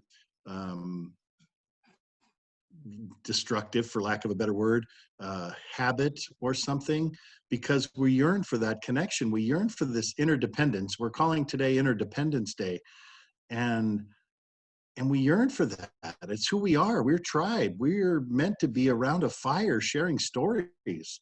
And we've lost so much of that. And we've become these individuated folk who are in my own little world here or my own little world there.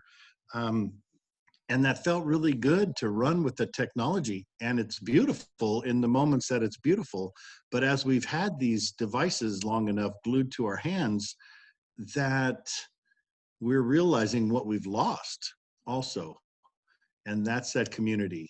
And you can't just go to a corner sports bar and necessarily have a conversation. That takes a whole nother step into your outgoingness or trying to blend yourself with a group of 3 other guys that are already there. unless there's an actual game going on, and even then it's hard. So this combination of technologies allow for, here we are in the San Francisco 49er room. Who wants to talk about this season? Are they going to have the season? What's COVID going to do? What happened with their draft picks, right? I mean, and you could shoot off into any number of rooms. Who likes to talk about the history of football? Let's go off in a room and talk about the history, right? That it just opens up, and then all of a sudden you've got friends and you've got connections. And I can already hear the stories of people like ourselves saying, oh my God, I went to this thing called the conversation.cc, and now I have 50 wonderful San Francisco 49er friends who I connect with every day. We decided to meet at noon every day since we're all home with COVID, right? That the cascading factors of COVID have put people into this space where they've got the time to just make these connections. And now you're having conversations every day. And then, of course, what follows that is people make good friends, and then they feel better about what's going on, and then they share information with each other, and then somebody sets somebody up with their sister, and then you got love that's happening and relationships that are happening, and the first marriage that comes from the conversation.cc, and the first baby that comes from the and just where this all could lead is just beautiful. Well, I think we've already got the first pregnancy. It's right here. So we're miles ahead. And Emery's got his hand up. Go for it. Yeah, I just was wondering about something. The way Zoom technology has been established for the moment, there is no possibility at hand to be a part of two conversations at the same time, correct? And also, there's no way to mute the volume, the audio of a Zoom meeting to enable you to go into another window on your computer to have access to the audio of something else for a limited time. So you would need to have a couple of computers set up to be able to have two conversations, to be part of two conversations, or you would have to go out of a conversation to enter a new one, therefore losing the whole chat information. There is some development to be had here, I find.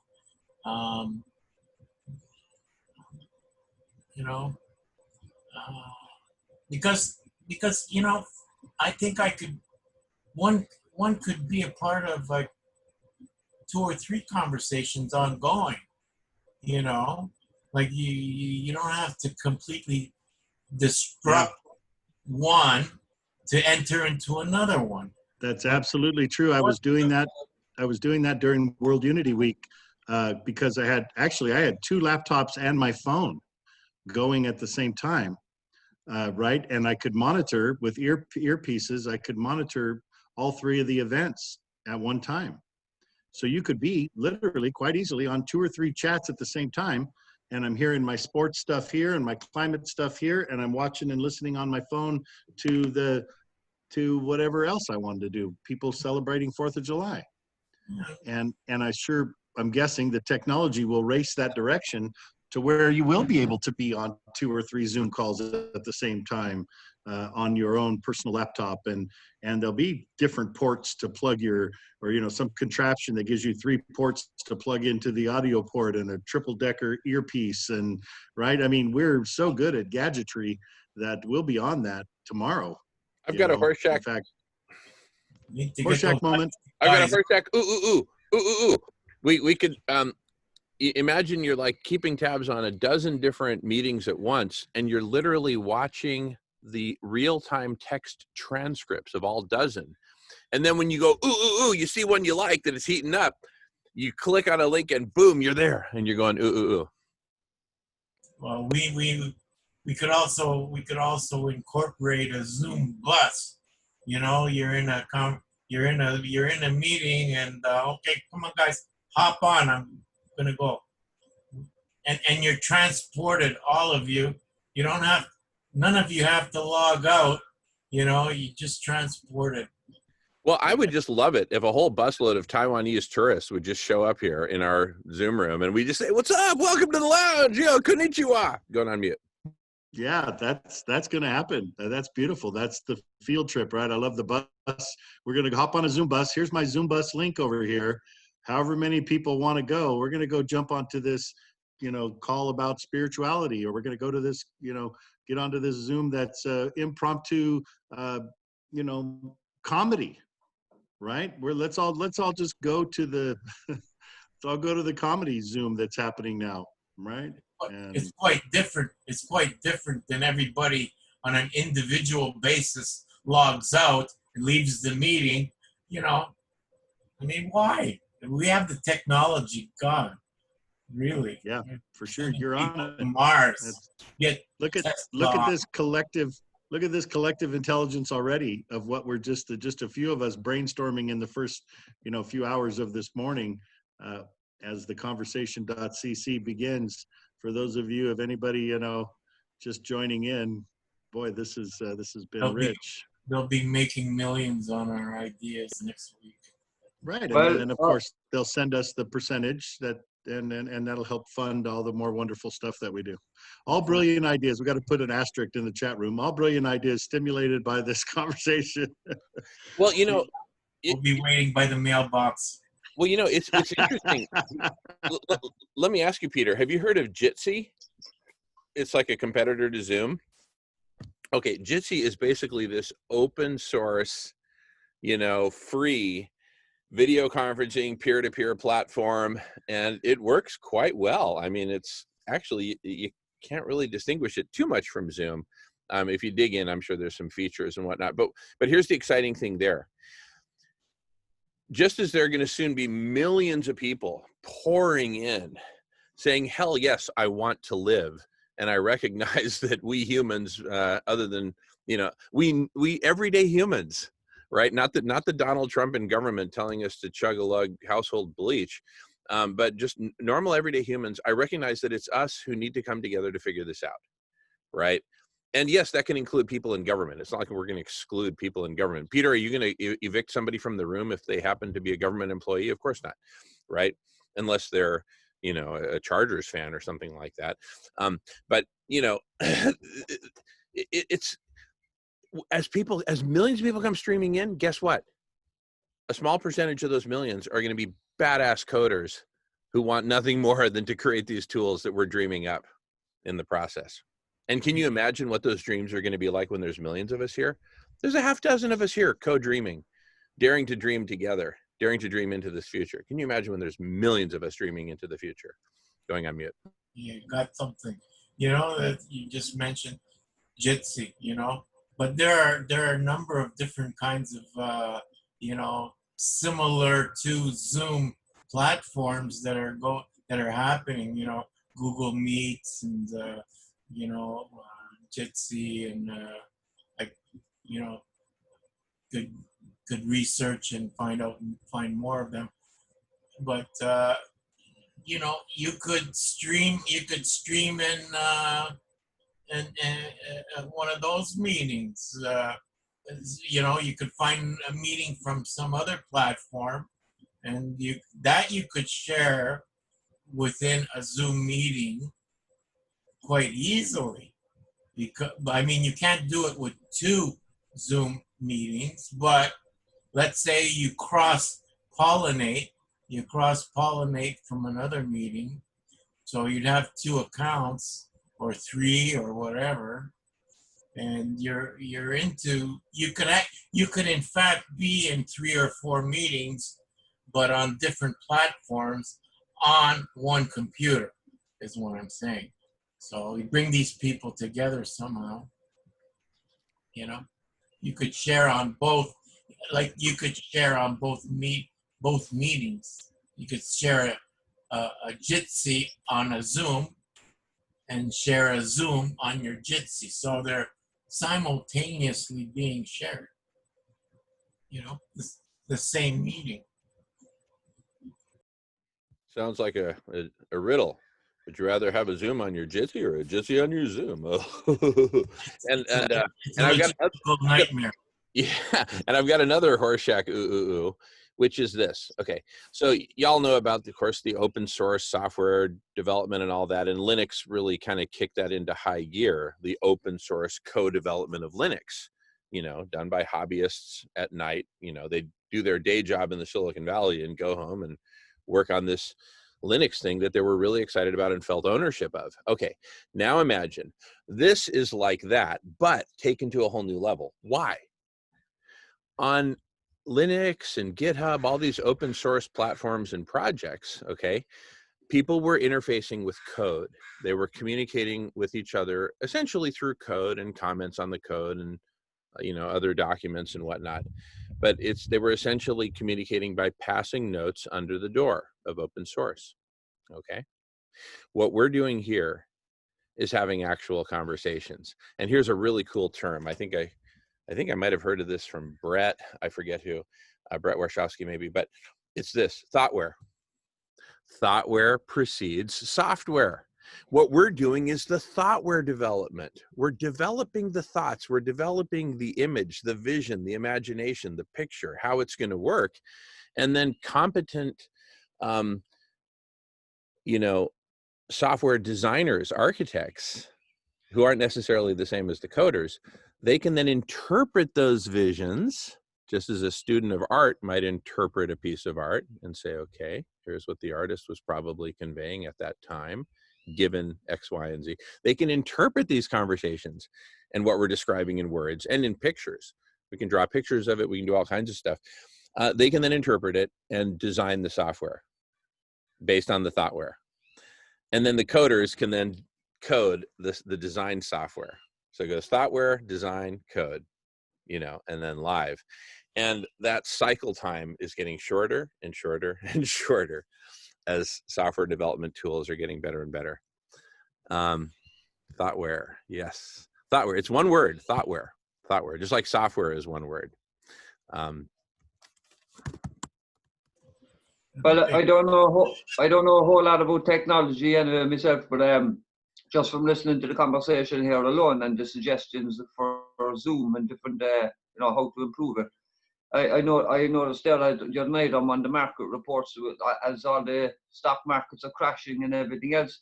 The one thing that's really soaring is the Nasdaq because of the online increase in online business and everything else. But Zoom is after taking off big time, like their shares have gone huge. You know what I mean? Obviously, given what's happening. So I'd imagine they have the techies that would be able to, design these different ideas that you have for the software. So I think we should, I don't know a lot about tech, but I understand you're from what you're talking about, you know more obviously. So if you can come up with suggestions to improve on or suggestions to help improve on Zoom and create better links with other platforms, streaming platforms that Emery was on about, just why wait for 1 million people to get involved in this conversation to build on it? Why not send those suggestions now, that thoughtware that we're thinking up now, to Zoom themselves and let their techies figure it out in the meantime, like straight away, like, so that they can be working on the improvement of Zoom while we're still working on these conversations and getting the people in. Just give them the suggestions. I mean, after all, like, nobody's looking to make profit off it as such here. Like, we're only trying to improve situation for the world.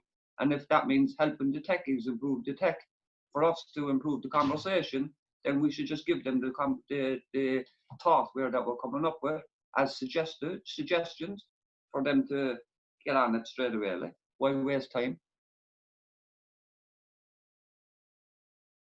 No, I like it, James. And in fact, that's essentially what we're doing here, even though we don't have a clean direct channel to the Zoom folks. Nolan met with the CEO of Zoom last fall and had a really interesting little meeting there. But still, they even they don't have a direct contact where they're emailing each other. It was just a, you know, an in-person meeting at the Zoomtopia conference. So,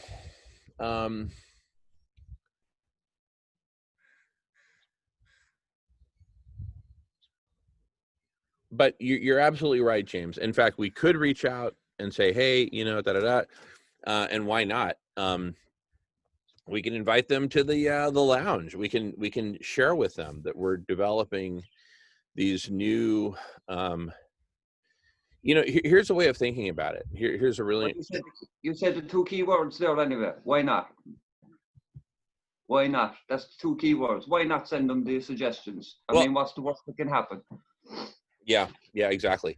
And in fact, a sort of relationship similar to the relationship between Microsoft and IBM, having, you know, worked at Microsoft as corporate strategy manager, I know a bit about its history. And I mean, this is now well known. I mean, documentaries and books and everything have been written about this. So I'm not unveiling any secrets here, but Microsoft was a tiny little startup, you know, back in the late 70s. And in 1980, IBM was setting out to build its first personal computer. Prior to that, it had just been big mainframes, right? Now they're coming all the way down to the personal computer, and it's a really big deal. And basically, Microsoft did a deal with IBM to build their operating system for them. Can you imagine, right? What we now recognize is the jewel in the crown of the computer, the operating system. IBM gave it away to Microsoft. And in fact, Larry Ellison, the flamboyant and very often quoted founder and CEO of Oracle, I don't think he's still CEO, probably just chairman. But anyway, I think at one point, like, he was almost as rich as Bill Gates or something like that. But Oracle's been very successful. He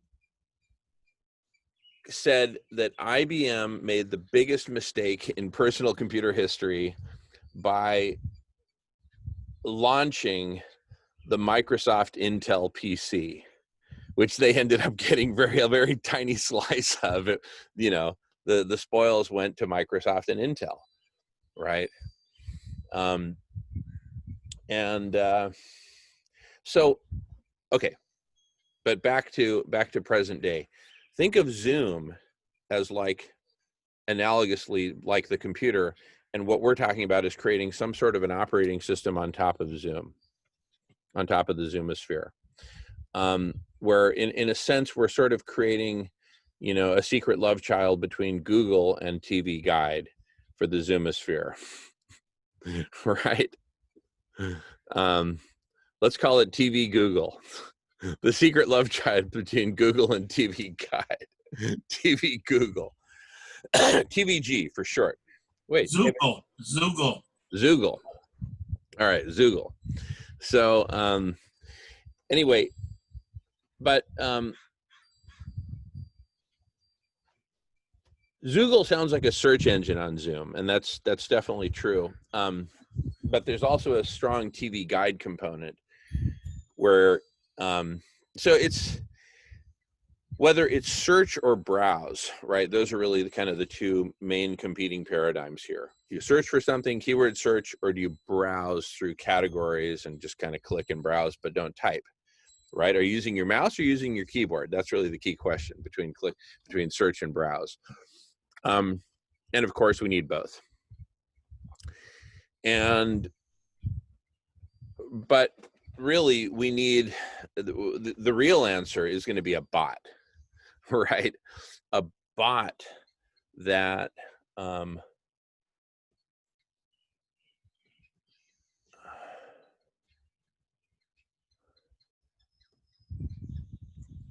They have scrapers. Yeah, but way beyond a spider scraper bot. I'm talking about let's imagine that there's a bot that's just personalized to Jamin Shively. right? That all that bot focuses on is, wait, I just need to read something super quick.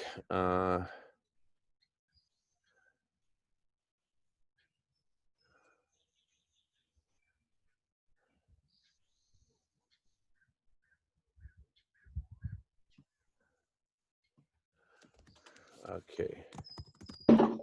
What about, you mean cookies?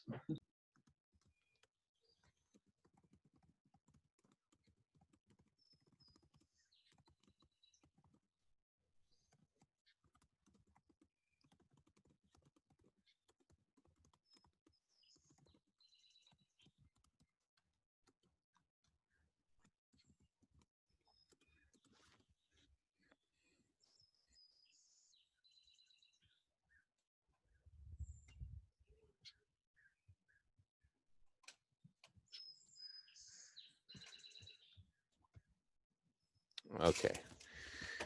Anyway, let's see. Yeah. So,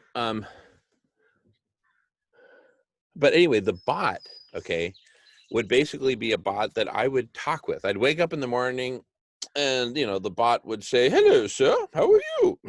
Right? And I say, "Oh, I'm doing great, bot." Let's say I call him Body, like Scotty, because ultimately the punchline is going to be "Beam me up, body, beam me up, body." So, Body, you know, I really want to get after this SRM thing, right? I want to find groups that I can talk with where we can really talk turkey, talk strategy, and get this thing done. And I'll say, Body, you know what I'm looking for, right? And this is a really crucial, you know, innovation in thoughtware, is that we can have a bot who basically understands us, but understands us from a, you know, kind of a pattern matching, what shall I call it?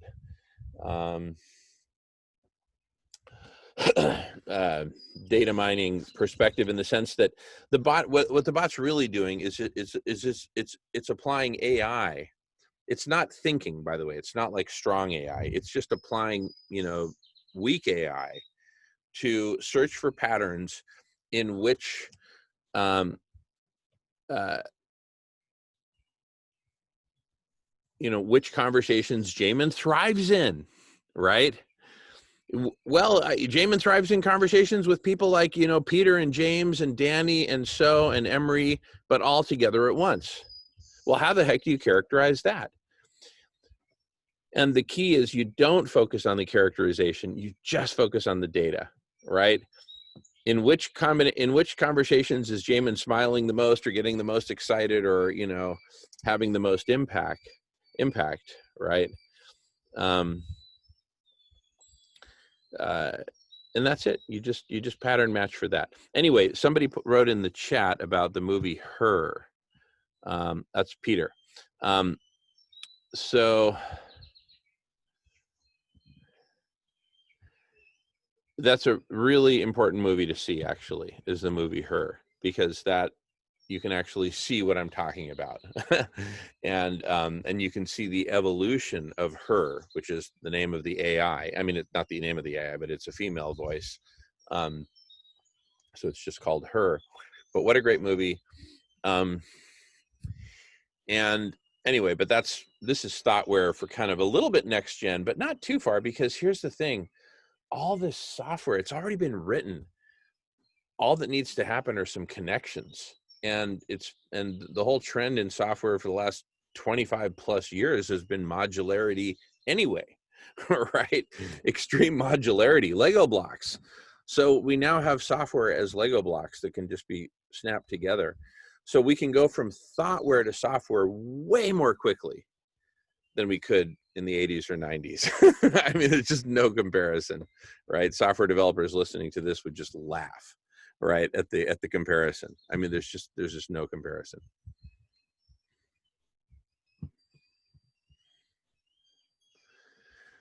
All right. Quick time check. It is 9:10 a.m. Pacific time. And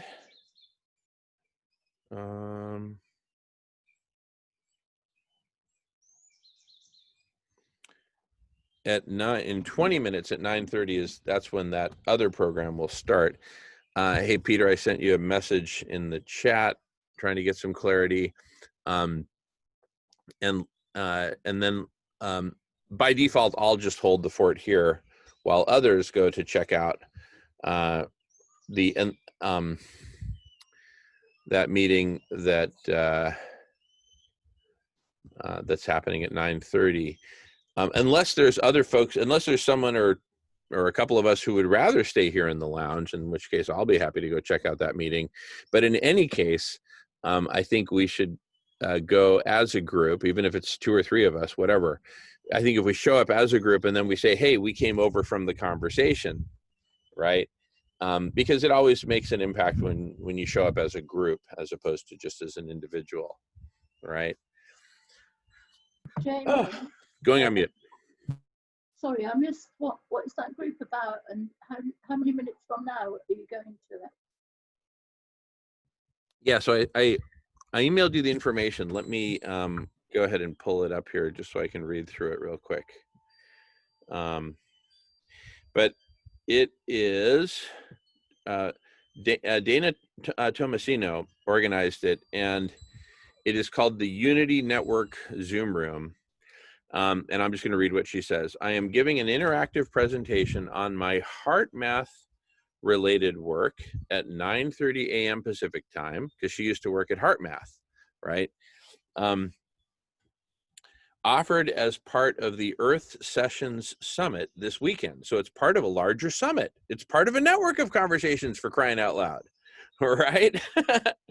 And the interactive presentation will be approximately 75 to 90 minutes in length. You're most welcome to join. So here's what I recommend. Let's go over there as a group right before the presentation starts. Because once she starts presenting, the only thing for us to do, and I'm going to do the following for So's benefit, the only thing left for us to do at that point is, and just bear, huh? I know what's coming. I know, you're on the edge of your seat. The only thing left for us to do at that point is, drum roll, this, right? Yay! Our favorite thing to do. Sit back and go, duh. Right, anyway. So I say we head on over there, like literally in like 10 minutes. Let's be there at, a few minutes before the half hour. Say, hey, Dana, what's up? What's up? What's up? Hey, we just came over to say hello from the conversation. So when you're done here, go over there, right? Here's the link. And then we just put it in the chat, and then, stay to listen to the beginning of her presentation, just get the gist of it, and then come back here. What's the name of her summit again? It is called the Unity, so hers is the Unity Network Zoom Room, but it's part of the larger Earth Sessions Summit. Now, observe what's happening right here, right now, literally right here, right now. We're collectively making sense of other galaxies and networks and conversations that are out there, rather than trying to do it on our own individually. That's what the lounge is all about. We're collectively making sense of it, and we're putting together a collective plan about how to basically assimilate them into the network. I'm joking. They may want to stay in their own network, and that's fine. We're building a network of networks, where the conversation is one of those networks, as we talked about yesterday in the block party. I'm sure it was on recording. Pretty sure. Going on mute. You could play one of her videos in the share it. Yeah, totally. And I'm happy to do that. But I just really want to emphasize something. The main point of us going over there to her meeting is to network. It's not so much like, oh, I'm dying to see some of her material. Here, let me screen share and play some of her stuff. I want to go there and network. I want to go there and welcome people to the conversation. And likewise, there's a buttload of meetings going out there in the Zoomosphere, but Google hasn't even been invented yet.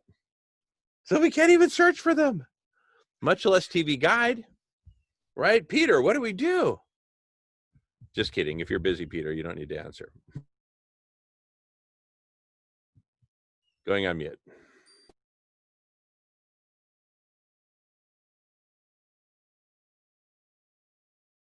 Let me rephrase that. James, what do we do?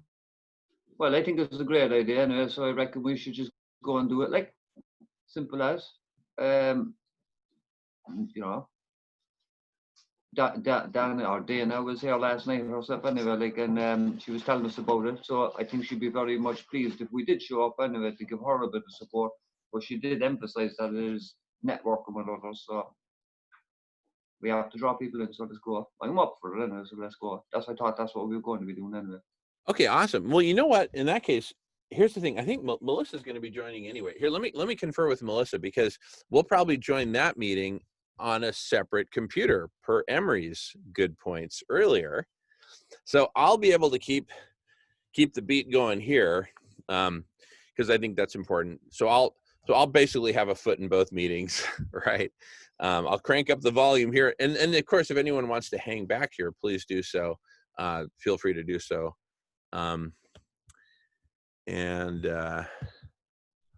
Let's see here.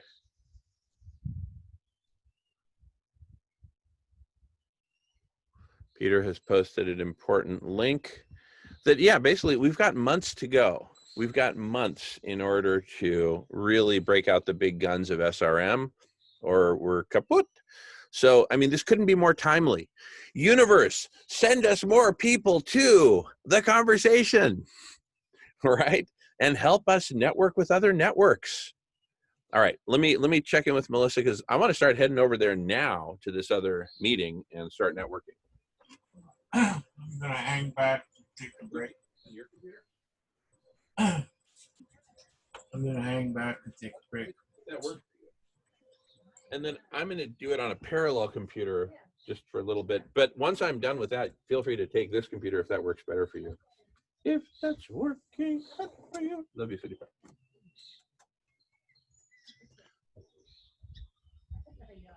So Omri, you're available to stay back,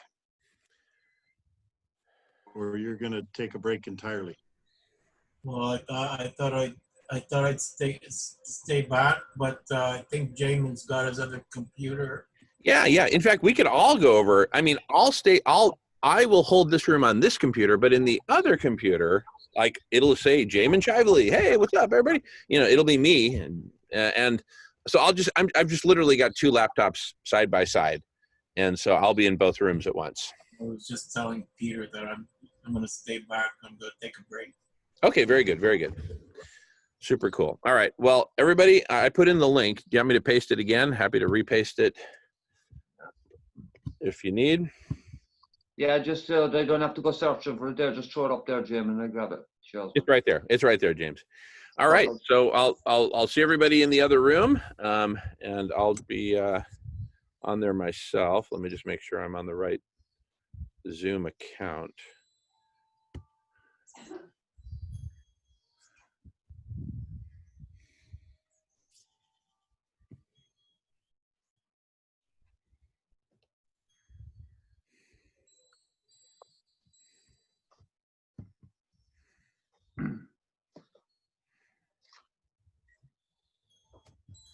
All right, yeah, I'll be in both rooms starting in a moment.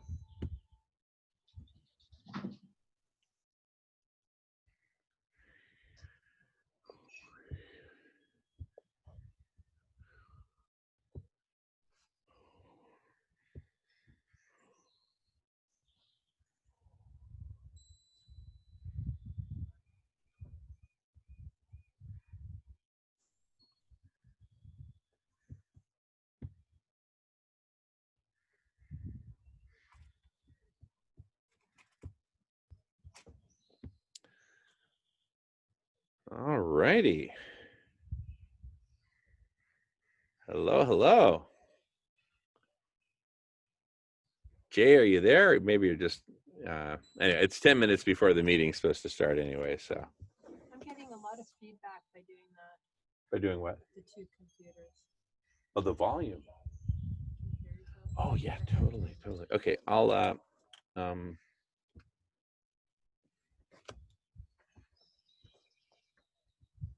okay.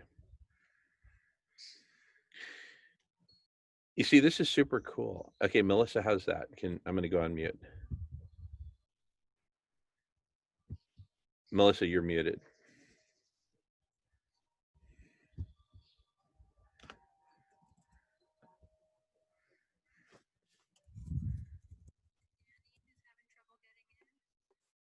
Yeah, I mean, what room am I in now?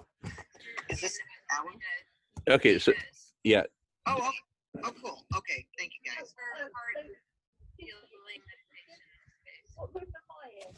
Are we in You're in the same one. You're in the same one, so it's Dana's.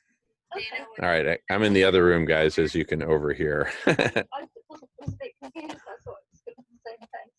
Okay, thanks. You're in the same room with Danny and Jamin and myself and someone called Jay. I don't know Jay. But, Oh, we're in the unit. and Peter is here. It's Dana's workshop.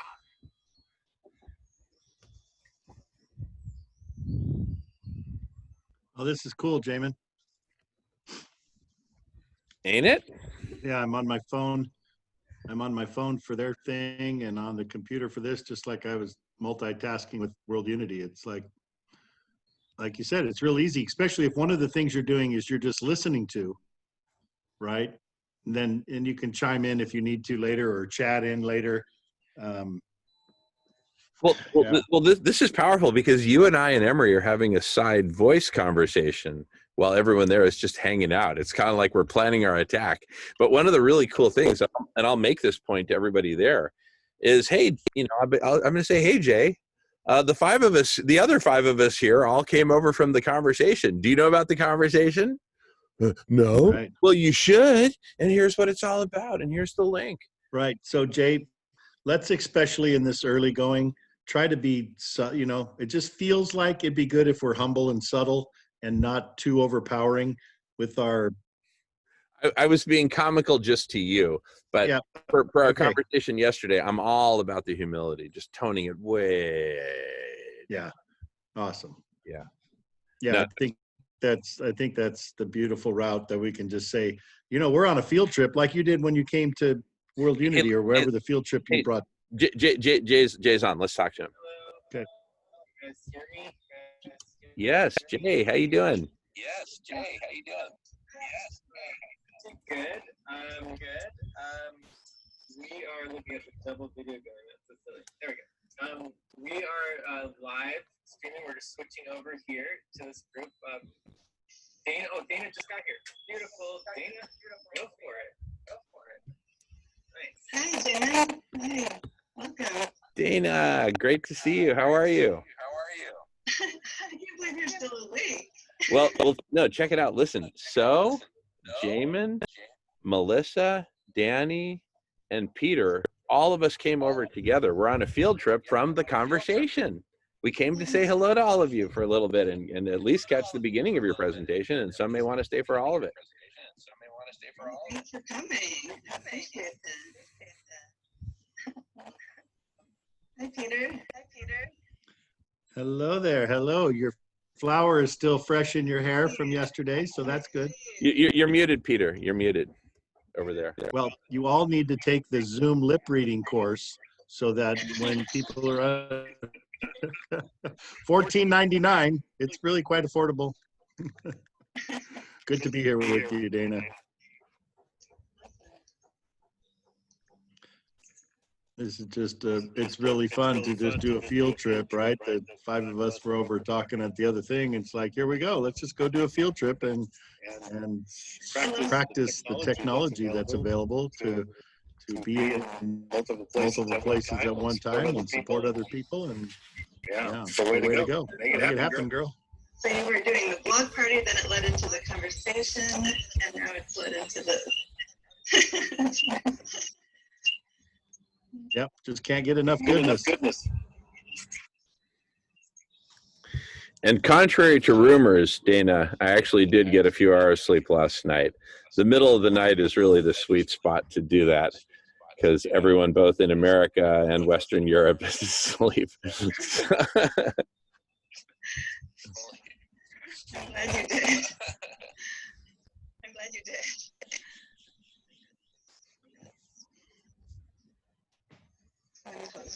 Well, Dana, make you the host. Just make sure you share serendipity. Perfect. So is it already recording?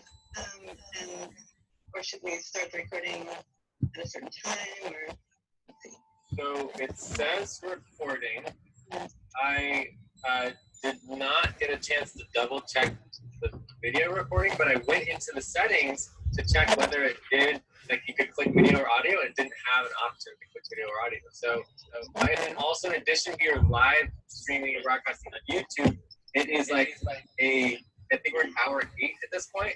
So 8 hours of a broadcast on YouTube live. So, you know, you'd have to just kind of fast forward to hour 8 or whatever, but yeah, it is there. So, and is this being recorded to the cloud then?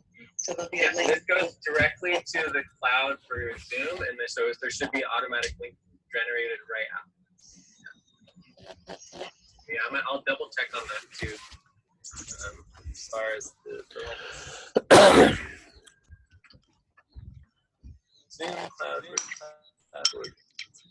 The conversation started at 6 a.m. this morning in Pacific time, right? That's right. Yep. How's that been going? It's great. It's going great. We're just deep into the realm of look at you. This concept of a network of conversations. Hello, this year, little one birthday. conversation. There's gazillions of July conversations girl. happening all over the Zoomosphere. How do we network them together? Right? How do we make them discoverable to each other? And how do we create sort of a set of protocols, standards, and agreements so that Hi there, Smiley. Look at that. take a field trip into somebody else's meeting, right? Hello. What's the protocol? You know, do we all You trying to bow? slip down the Do we all couch? shut up and just listen to Dana? Do we, I'm sitting. I'm dog sitting. and what's kind of the There's my little culture of dog these that I'm meetings? sitting What are the Cassie. rules? This is a game. What are the rules, right? So anyway, we're exploring all of that Yeah. and My friend envisioning the Shelley's house future in of Scotts this Valley. network of networks of conversations. and Hello, sweetie. super intelligence. Look at And you. yes, I supersized it. The Look cute. collective super intelligence that is emerging and evolving, which is just beyond exciting. Okay. And Well, because awesome. it's what's going to enable us Hi. to solve our problems. Look how of big monetary you are stability. already. Wicked problems You're like that a have real defied us, person already. there. defied Hello. resolution Come for on, so woof, long, woof. are finally going to be solved. Anyway, I with feel that, like I'm that's a meeting quick you nutshell. for the I'll first put the time. information in the Eyeballs chat. Hello, I'm guys. curious, Eyeballs. and it's All so good to be awake here and with you all. stuff. Hello. Da, da, da, da, da. I'm the weird one. It's okay. Yeah. I think you're going to be a silly one too. You got such a perma-grin smile all the time. She does. I think she's gonna be a silly one too. Yeah. Very silly. Very silly. Yeah. She's Aw. fun. She likes to eat her feet. That's from Ireland, right? Toe-licking yoga. That's that's a viral video right there. Cruising down the street, 6'4". Wanting to be a young. 6 o'clock in the day, went to the park to get the scoop. Knuckleheads out there, cold shorts and hoops. Car pulls up, what kind of deed? A fresh El Camino rolling a kilo G. He rolled down his window and decided to sell. It's all about making Thanks so that much for checking in. Have a Cause the beautiful day. boys in the hood are always hard. You come talking fresh, well, work hard. Nothing knows nothing life but to be legit. Don't quote me, boy. I ain't saying shit. Yo, man, get the fuck up. That bass, motherfucker, say. Deanna's on Vancouver Island. We're neighbors. We're on Whidbey My Island. mind, Just the to the south. JD is on a free base. The boy JD was a fucking lie till I caught him in my car trying to steal a loud pod. Just The San Juans are a particular group. We're not part of San Juan. We're to the south of San Juan.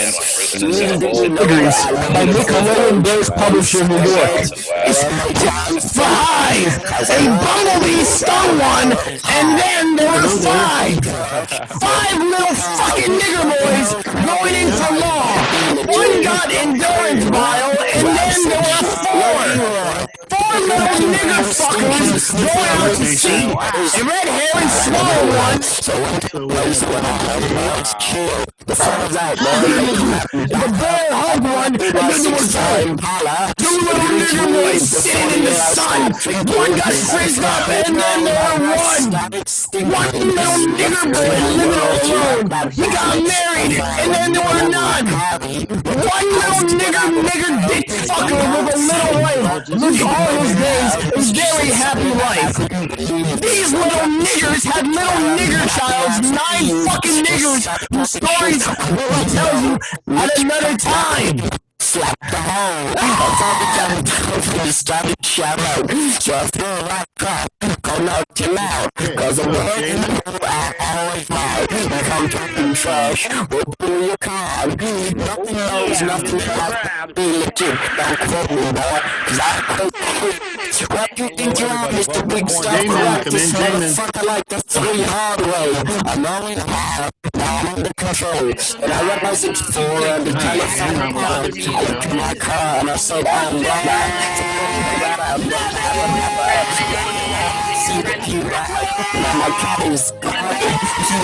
Oh my goodness, Brett Warshawski was with us for 2+ hours, for several hours yesterday, and led a whole segment on the collective intelligence project. So you see, the networks are coming together, and it's people like you and me and Brett, and all of us who are here working together. We're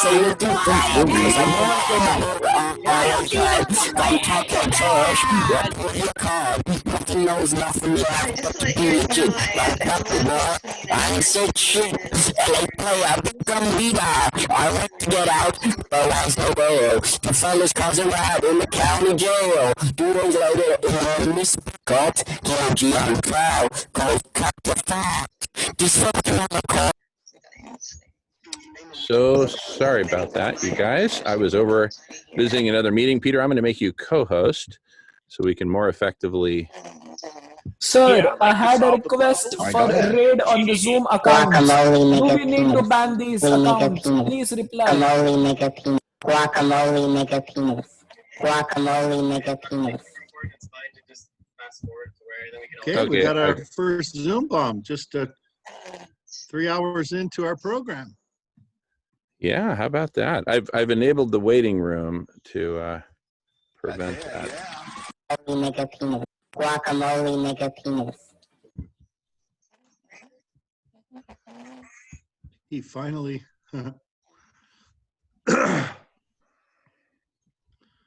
Yeah, so you gotta have an earphone in the other thing if you're gonna do two programs like that, or always have another host. Welcome everyone. That was good practice right off the bat. Higher energies. So let's just focus on the heart. Ask that energy from source be present with us here in this gathering to help facilitate our highest wholeness healing. Still got some stuff going on, huh, Jay? And our continued evolution. I ask for the presence. Yeah, let's see. I'm just going to tone down the other one and just kind of focus here. So who, Peter, did you let Jack in? I did not let anyone in. Oh, okay, very good.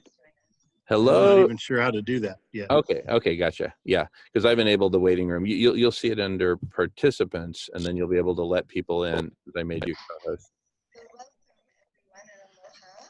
So this is something that came up yesterday too. Like Jack's in the participants, but he can't be muted. Yeah, what's up? What's up, Jack? What's up, Jack? How's it going, buddy? I'm gonna pause recording. Are you actually there? I'll pause recording for a moment. Want to make Emery a co-host too, just in case? Yeah, Emery, can hang out.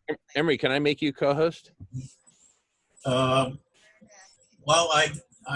what would I do as far? Here, let me make you co-host. You can always it's not an issue of any kind. And so now you should see a new button at the bottom that says security on the lower left. I see mute. Okay, on the lower left, yeah. Yeah. So when somebody comes into the waiting room, in fact, the next person who comes into the waiting room, Emery, I'm going to ask you to let them in just so you can practice doing Here, that. I'll come in. I'll come in from my other thing here. Okay.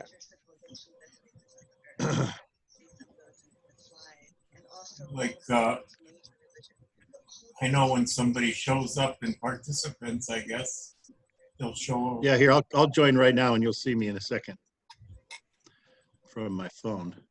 So here I come. Let's do a test. Here comes Peter Milton. Okay, I see you. Yeah. Go ahead and do admit, Emery. I'll let you admit him. Okay, admit. I can message also. Yeah, just go ahead and play with Peter a little bit. Oh, it looks like you let him in, huh? Okay. Now, did you do that from participant or did you do that from security?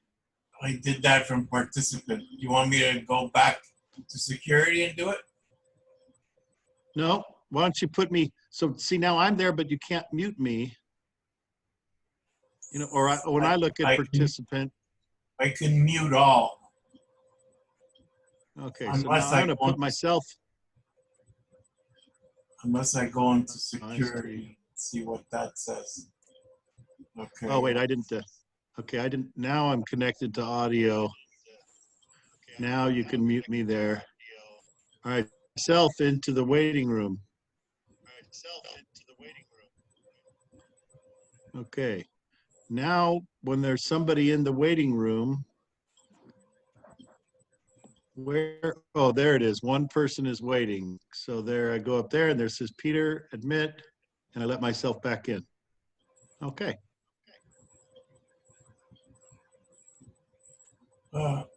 When it says Hi, Peter. Good to see you. When it says remove participant, do I click on the participant first? So yeah, why don't you go ahead and kick me out now? Oh no, don't remove me because then I can't come back in. I'll just leave. But did that answer your question or do you have another question, Emery?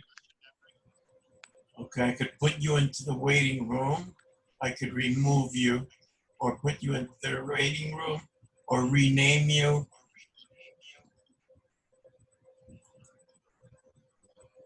So those are the options I have. That's dangerous if we can rename.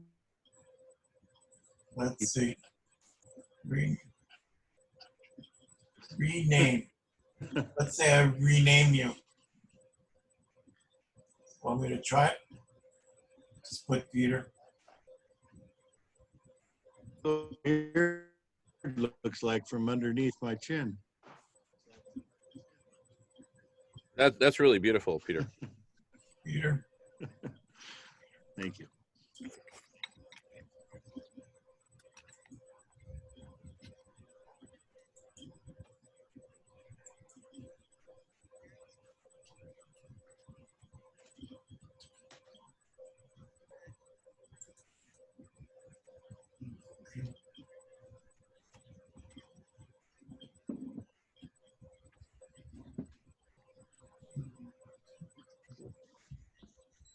Are we still doing R&D or are we ready to chat?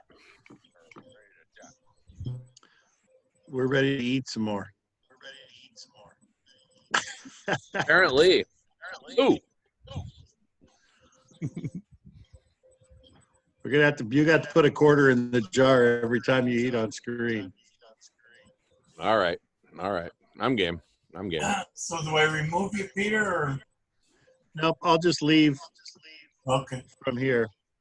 He's still cold. Okay, good. Okay.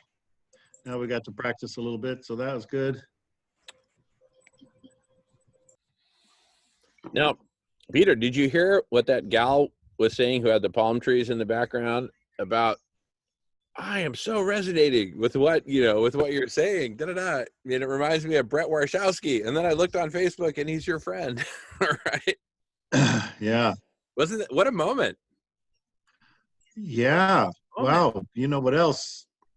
Kurt Johnson just sent an email. You know Kurt? He's like the main man. No, I don't know Kurt. Who's Kurt? Oh, so Kurt is like UN.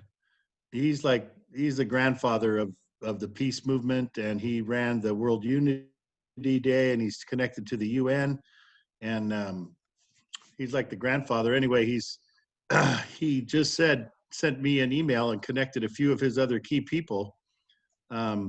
He said, best wishes to all of you for the conversation event today following World Unity Week.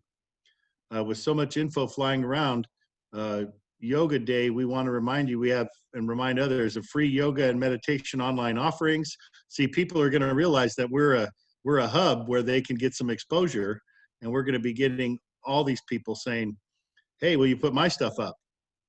Right? Here they are. Here's the Sacred Stories Media about how to awaken your Kundalini yoga. Well, listen to this, Peter. The new question, the new hot question on Wall Street is going to be this, and every street, Main Street, First Avenue, it's going to be this. Are you in the conversation? Right. Are you in the conversation? You're Right. either in the conversation or you're not. Right.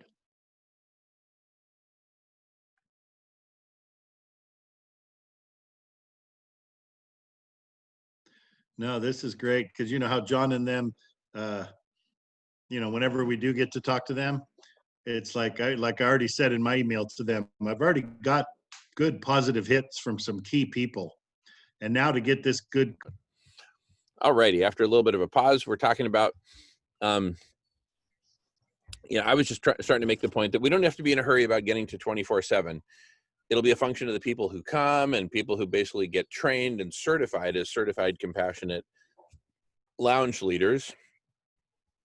And, we'll just start filling up the calendar.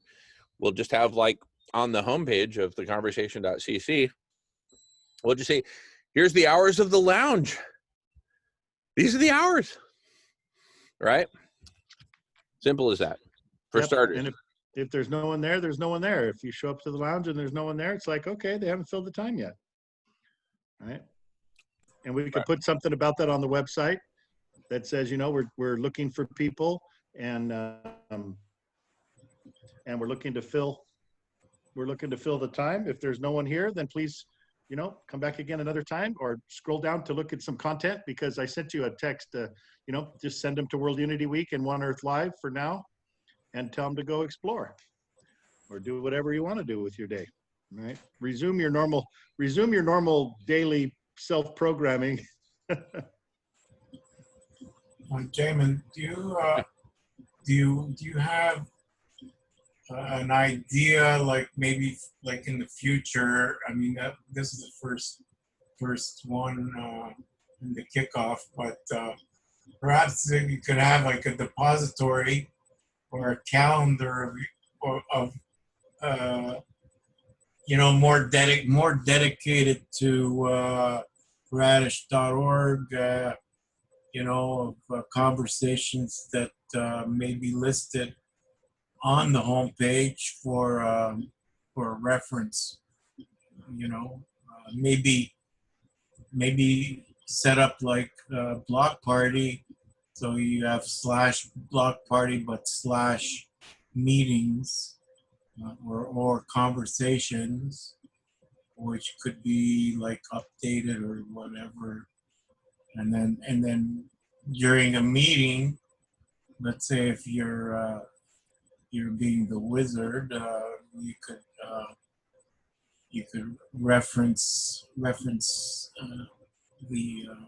those conversations which are scheduled, or there are already calendars like Meetup and and what's the other ones there that I thought somewhere on my computer. I just don't have it in my mouth right now. You know what I mean? As a reference. Yeah. I mean, Peter, you know a lot of these groups and a lot of these people already. So it's easier for you. But let's say if I were to take over a segment, I'm not up to total speed on those things, so I'm not exactly ready to. I mean, it's not like we have hundreds of people here either, so it's not critical, I guess. Well, I would say, let's just practice with it right now. Have you ever done the screen share? Screen share, yeah. Right. So here I come. Here's a new person that shows up, and I'm like, "Hi, I'm here in the conversation." Right. And then you just make a little small talk. Where are you from? What brought you here? Right. And then it's like, well, how can I help you in any way? Do you just want to chat, or do you have a specific topic that you're interested in? And then he says, well, I would like to know more about the Arctic. Do you know anything about what's going on with the Arctic? I saw some article that it's melting. Right. And then you could just talk to him about it, or you could say, hey, you know what? You want to go exploring? Let's go to screen share and we'll explore together. Right. And then you click on screen share. So let's go ahead and just do it, Omri. Screen sharing what exactly? Well, you're going to screen share, and then you're going to go, well, the way I would just hunch about doing it is you just go to your search bar and you put in, if you don't know of a place to go already, just go in the search bar and put Arctic ice melt, right? Or Arctic snow melt, whatever. And then it goes, you're just kind of helping the person search. Yeah. Or you just go to, maybe somebody who does that, like maybe Peter Wadham's name, right? And you're like, oh, let's go to YouTube and YouTube Peter Wadham's. Oh, look, here's the most recent video from Peter Wadham's. This guy is really good at the Arctic stuff. I mean, he's done so many videos, it's like not funny. Well, but you could guide somebody to him. So you want to practice, you want to click on screen share and just take me on YouTube, or I guess you don't even have to do that. If you don't want to screen share with the person, you could just say, here, give me a second, I'll pull up a link, right? And you pull up a link to Peter Wadham's on YouTube, and you say, there, I put a link in the chat if you just want to go watch video. So then that next level of personification, that's not, go ahead. It just seems that it's all very fast, like I understand what you're saying, but I see it like, okay, you just arrived into the lounge, so I'm gonna say, welcome, Peter. You're at the lounge, and what brings you to the lounge today? Or how did you find out about the lounge? Right, exactly. Yeah, I'm curious to find out. Well, where did you hear about the lounge, Peter? Yeah. Like what motivated you to come to the lounge? Right, exactly. You small talk as long as you want to small talk, and maybe that's just it. You have a half an hour conversation with this person, right? If they're the only other one on the call, and then you can offer if they want. Do you need any help looking stuff up? Oh no, I know how to look up stuff. I've already been everywhere. I just wanted to talk to somebody. What do you think? What do you think about the Arctic? Is it going to melt this year? What does that mean? Right? And then you just have a conversation about that. Well, according to this scientist, this is what they think. And I did see this one video one time that's kind of interesting that you might want to check out. Right? Or you just continue to make small talk as if the person had come up to you at the coffee shop and just said, "Can I sit here next to you? I see your shirt says, ask me about climate change." It would seem to be a logical approach where one would allow the person arriving into the lounge to create the direction, as to what the interest is, and then expand from that point towards that direction. But when you have a lot of people already there, I mean, you can always take your time. Nobody's in a rush, so yeah, it's all easy. I skip by the whole introduction part to just talk about the if they need to be guided somewhere part. Yeah. Because there's so many possibilities, you know. That's the issue. That's the issue I have. There's just such a tremendous amount of angles that one could approach from, you know. Somebody's into yoga, somebody's into this and that, and, you know, things that matter, et cetera, et cetera. You know, there's all sorts of things that, you know, if you don't have a specific answer at the tip of your tongue, you're kind of caught with your pants down, you know. Well, I think that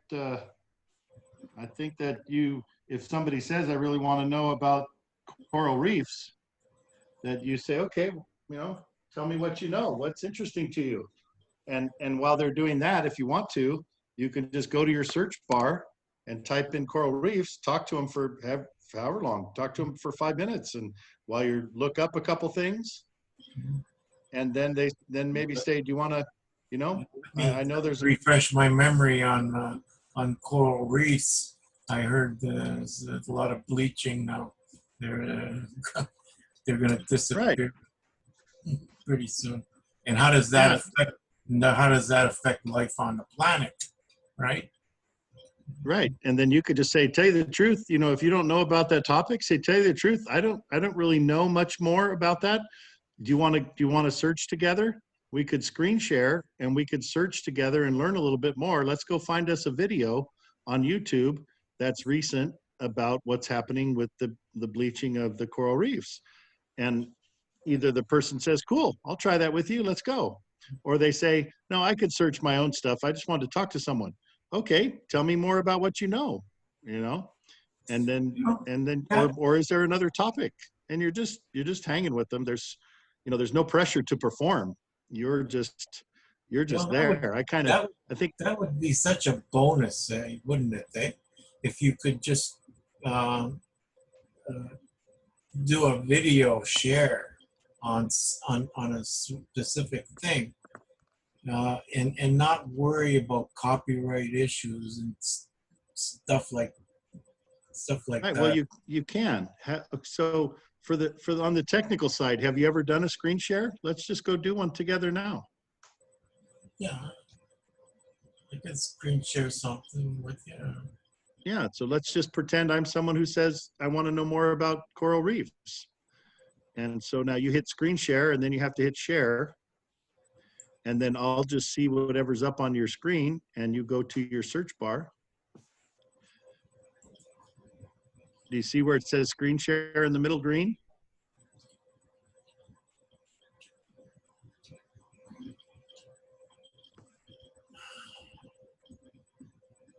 Yeah, I do, but you know, disappearing. See, all this takes time. Yep, I understand, but you'll get it and then it won't take much because you'll be talking to them at the same time, or this other person's rambling. Tell me more about where you live, right? Well, I live in Boise, Idaho. Have you always lived there? No, actually, I used to live in Canada. Oh, what part of Canada? And you go down and you hit screen share. So if you hit screen share, then it says, do you want to share? And you hit share. And here's what came up on my screen share. Right, I'm guessing you see this now. You see the block party? Do you see that? Yeah. Right, so then I just I'm going to start a new tab. And I'm going to go to coral reef decline. Okay, coral reefs. Let's see, coral reef decline. People of the sea.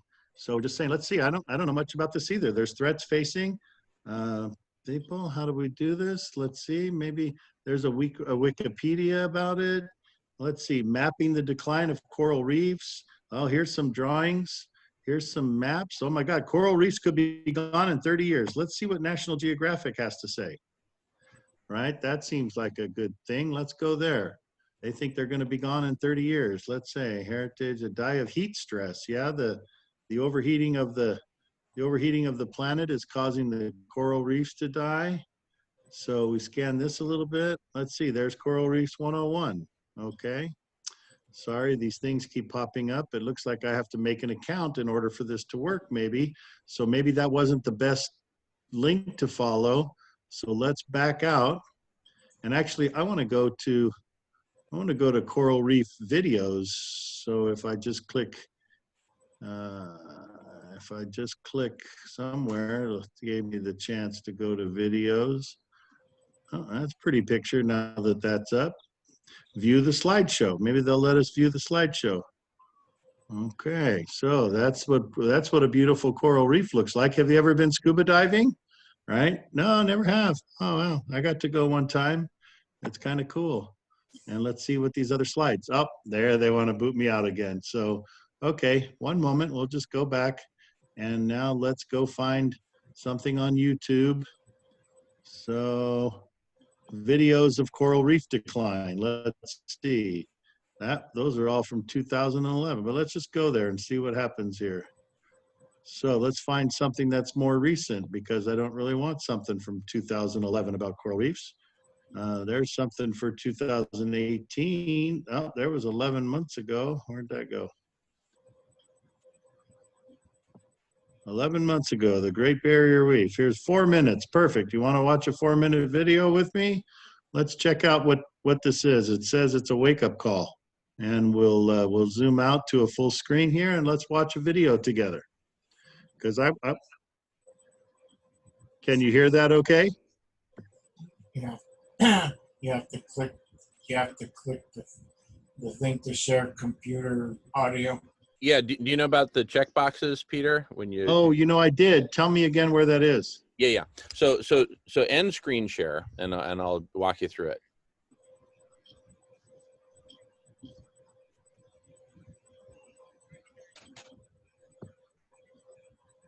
Okay. Now click on the screen share icon at the bottom, but just tap it, and it'll take you to a window. Yep. Okay. There's 2 check boxes in the lower left. Do you see them? Yep. Share computer sound. You got to check them both. Click them both. Okay. And then you share, and then it'll share directly the sound. Okay, now do you hear it, guys? What the report says is that in the entire time that the Australian Institute of Marine Science has been surveying the Great Barrier Reef, it's never had such poor condition of the Great Barrier Reef. They describe it as unparalleled. There has been some small recovery in the northern part, and that's great news. It's great to see that there is resilience in the system. But overall, this is another wake-up call that the reef is in serious trouble, and we do need to take more action. So if we look at the northern region, which has been one of the bigger concerns, it does talk about stabilising, an increase in coral compared to last time, but the concern ongoing, I guess, is it's still only just above a 30-year low, basically.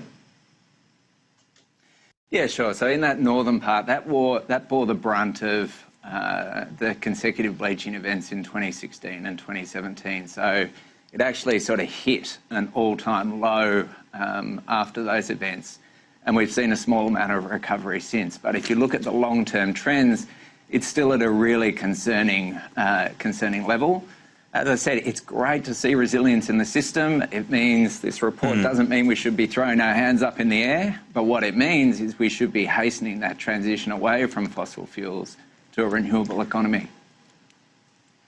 How much attention should be focused, though, on adaptation? Because climate change is obviously playing a part, according to scientists right now. Given the reality of the Paris Agreement, which a lot of countries are falling short on, well, there's a forlorn hope that the aim to limit warming to 1.5 degrees will actually happen. So is it fair enough to switch a lot of attention towards adaptation?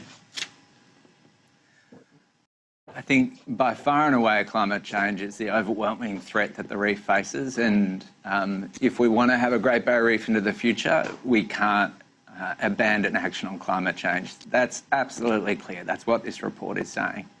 But also, the second biggest threat to the Great Barrier Reef is poor water quality, water pollution that flows from farms in the Great Barrier Reef catchments. And we should be dramatically scaling up that activity as well to improve that water quality, to improve farmers' bottom line, but also to benefit and give the reef clean water. The Great Barrier Reef Foundation, of course, has this major grant, nearly $500 million, to try to help the health of the reef. One of the things in its outline, it talks about shade cloth being placed on the water to stop the water and the coral heating up. What do you make of that? Look, I think it's early days for some of that science, and it's important to remember the scale of the Great Barrier Reef.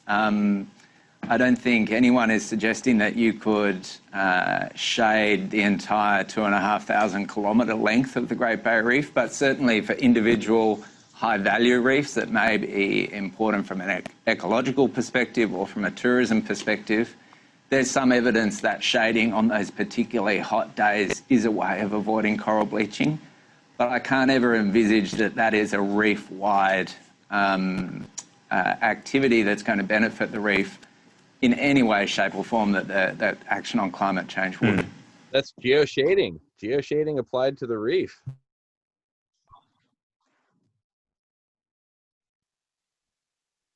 For millions of years, sharks have played an important role in the marine environment. But around the world, shark populations are declining. This has serious consequences for our oceans. And now we can have conversation more about that, or go search another video, or see if there's a different topic. And we're just hanging out with a new friend. You see how videos are very impactful. You know, they're a lot like a conversation. It's like, you know, you bring an expert into the room. Because I mean, it's one thing to have like ongoing conversations that you can go to, like on a field trip, right? Like that's fine and dandy, right?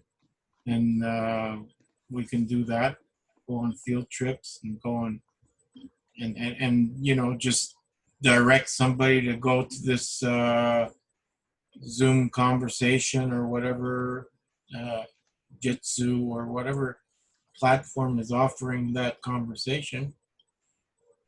But you know, a video has a very high impact. Like on any given topic, you do a search, you can find videos. But the issue behind that, though, is how much research have you done, and is the information accurate, and is there been because there's an awful lot of disinformation that happens, you know. And if you're not savvy or have viewed a lot of what you find and kind of figured it out, whether it's totally meaningful. I mean, there's some truth in a lot of things, and then there's things that are skewed, and then you know, that lead you off into the wrong understanding of things. So I'm a bit weary about sharing a lot of things unless I absolutely have gone through it myself and sort of know. So the preparation to sharing things, you know, comes with a fair bit of responsibility, I find, and it's good to be prepared to do that, you know.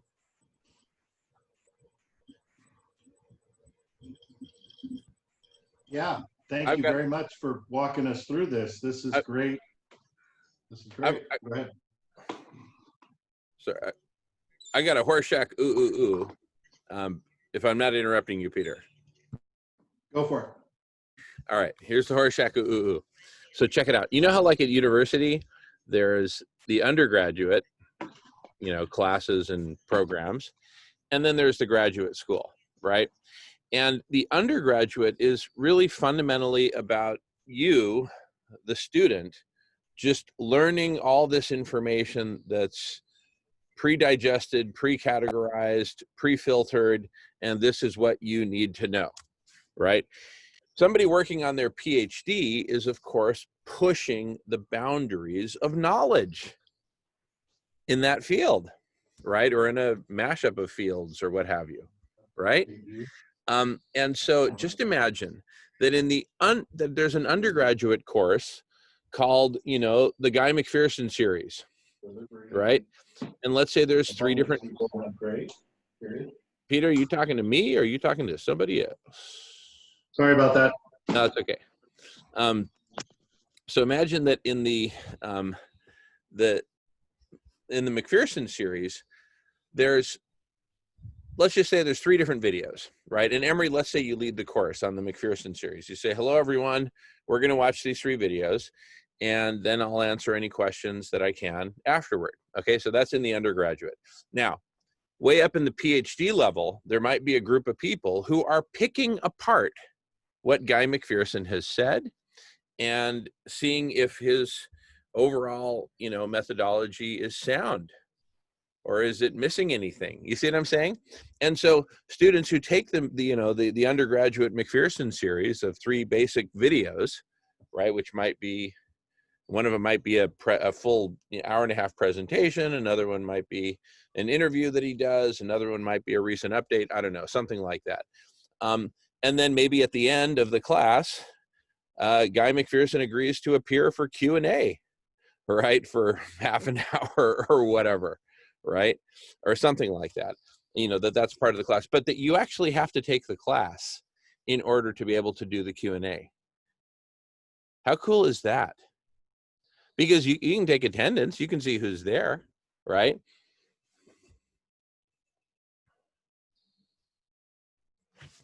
Anyway,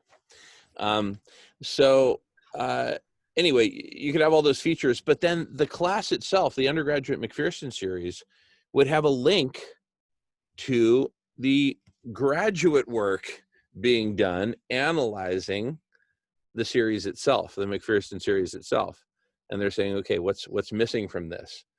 Or what's not factual that is presented here as fact, right? What do you got, right? What are your challenges? And then, of course, Guy McPherson himself would presumably have an opportunity to respond to such challenges, right? So, we're essentially talking about feedback loops and connections and mashups and teams forming around the question, you know, what the hell is wrong with the McPherson series? This is great, Jamin. You know what I'm saying? Yeah, this is great. Because then, and part of it can be like antibodies, like white blood cells in your body. Something comes in, let's say it's a piece of fake news is floating throughout your bloodstream, right?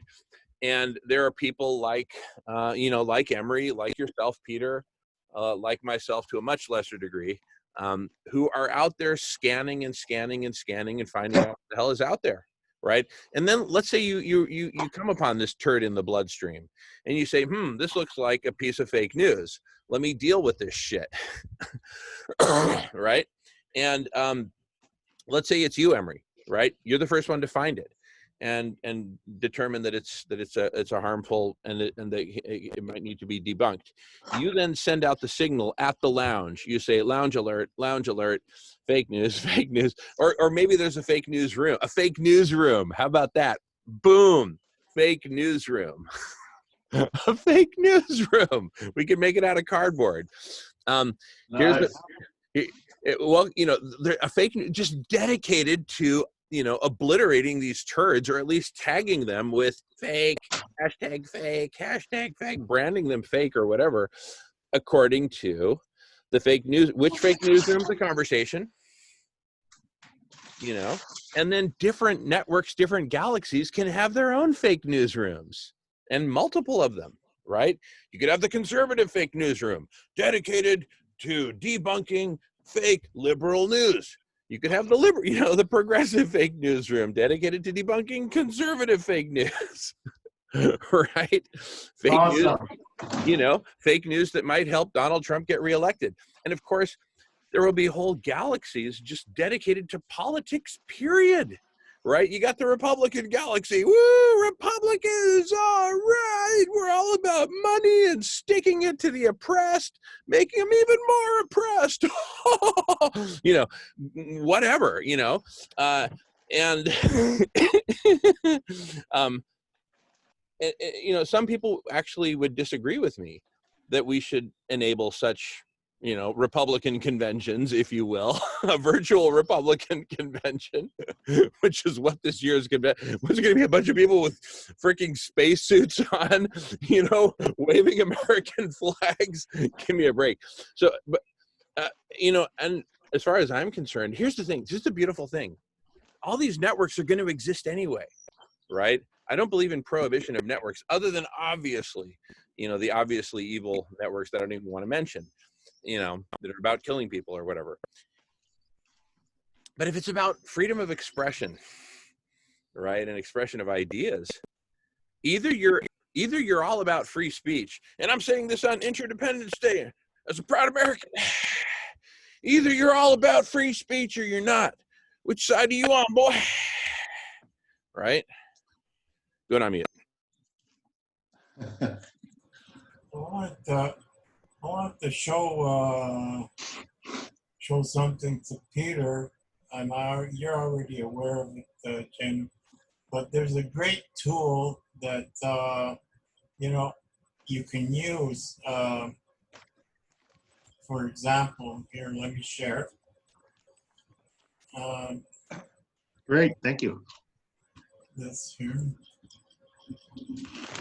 It's by Wakelet. You see my screen? Yep. Okay. It's by Wakelet, and you could set up these collections, right? And the collections are on any subject matter, right? So, like, scroll through, you see this one I did about E. McPherson. You know, you could have videos lined up, all kinds of conversations that are geared towards a better understanding about what he's talking about, right? And Gotcha. And but you're missing all the good ones with me. Where's all? Hold on. Yeah, donde está Pedro? Pedro for president. Vote for Pedro. And you've got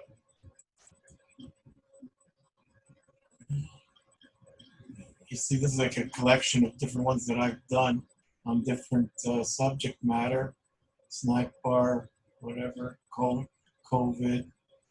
And these you could prepare, I guess, if you're facilitating a meeting, a conversation, you could prepare to and have on different subject matter a collection of different things that you would be able to share with people coming into a conversation, right?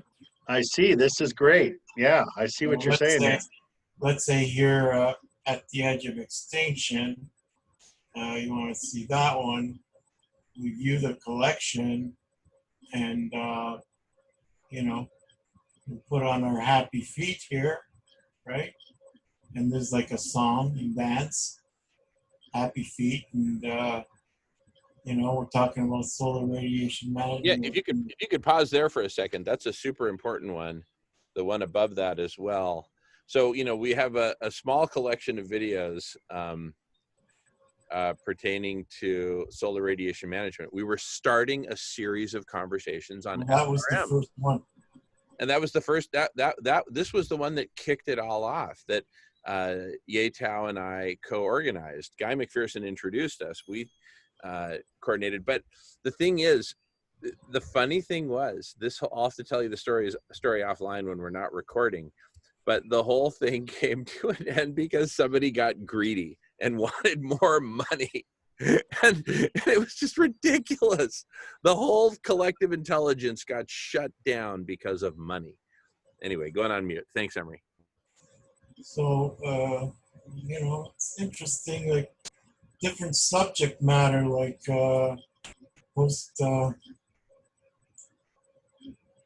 this one was a good one about organism, you know. I shared the video with you, Hey, Jamie. hey, you guys, I'm gonna tune in on the other meeting because it looks like they're done with the presentation. I just want to, you know, do a little bit of schmoozing and stuff. I'll be back though, and this continues to record in live stream. Okay, and I'll keep an ear on it. Thank you. You want me to continue, Peter? Or? Yeah, go ahead. This is good. Thank you. Yeah. So, just to give you an example, like when you're into these collections, there's all sorts of things that you could you could post. You can post video. You could post PDFs. You could post text. All kinds of any link, all sorts of things. So it's pretty amazing. And when you play a video, right, it'll go to your video and it'll play it, right? I'm back, you guys. Just FYI, they're still doing presentation stuff over there. So I think it's pretty amazing. Anyway, I'll just leave you a link if you want to look at that further. Yeah, thank you. No, thank you. This is the kind of collective intelligence, and this is the kind of wisdom that we'll want to pass on to our lounge wizards, right? To have their own series of stuff so that when a question comes up or when someone just says, well, what's another topic? We'll go, well, let's go to the Wakelet and see, let's have you pick one of the topics that I'm connected to here, right? So that you feed yourself into something that you already know about. Well, that's it. So when we were talking about, you know, hosting a segment, you know, that occurs to me that, okay, let's say I want to be more prepared, you know, just in my own mind, I can have a bunch of collections. Say we're talking about coral reef. Well, I can do a collection about coral reefs where maybe I've put in like a little bit of time to correlate some things which I see as you know, apropos for an early discussion about it or whatever. And great. You know, and I guess the angles on this are endless. Yeah, that's true. You know, in fact, can I ooh you guys? Yep. Okay. Ooh. Imagine this, okay? That we reach out to Guy McPherson and say, look, we're offering to show to the public on a regular basis the Guy McPherson series, these 3 videos, which we really like, or if you have suggestions as to which is a better, the subject of the email will be the Guy McPherson series. He'll love it, right? And I'll copy Pauline, she'll love it. And I'll say, look, you know, we're doing this, we want to do the Guy McPherson series. We want to get it right. And here's what we want to do. Any questions or any challenges that are raised at the end of any of the 3 videos, we will tabulate them and send them to you in email. And you can do a written response at your leisure or not at all, whatever. But we just want to know, are you game to play even a little bit? And it's just, you would just play by email. Right. You know, and you know, now if you wanted to make a cameo appearance, right, you know, or scheduled or unscheduled, go for it. You know, here's our schedule. Either just jump in when you feel like it. Hey, everybody, it's Guy McPherson. Oh my goodness. Can you imagine being one of a couple hundred students in a class taking the Guy McPherson series and then Guy shows up? How cool is that? Anyway, going on mute.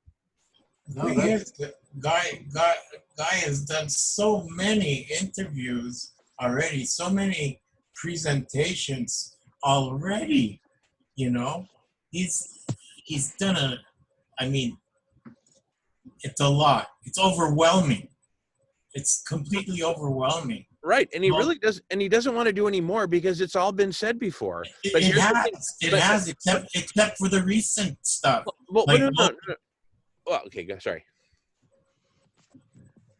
I'm always updating that Wakelet, okay, by recent things. Okay, so it's easy to update a collection, right? And it's easy to share a video or a presentation that he's already done, and you use it in your meeting or in a conversation. He does not have to be there physically. I mean, I'm not saying that it's not nice or wouldn't be wonderful, okay? But he's not up to it. You know, let's face it. I mean, he is up to it now. I mean, they're promoting this now, like membership kind of thing, you know, lately, right? So there's different levels of supporting him. So I mean, that's fine and dandy. But as far as we're concerned and what we are intending to do in helping with solving the problem, okay, is we can use that material, you know, and have a more extended conversation, you know, among the super intelligent. You know what I mean? Totally. If I can comment, so I'm in total agreement. Now, Guy definitely doesn't have to be there. I'm just saying the door would always be open to him, right? He may never walk through that door ever, but the door would be open for him to walk through and say, hey.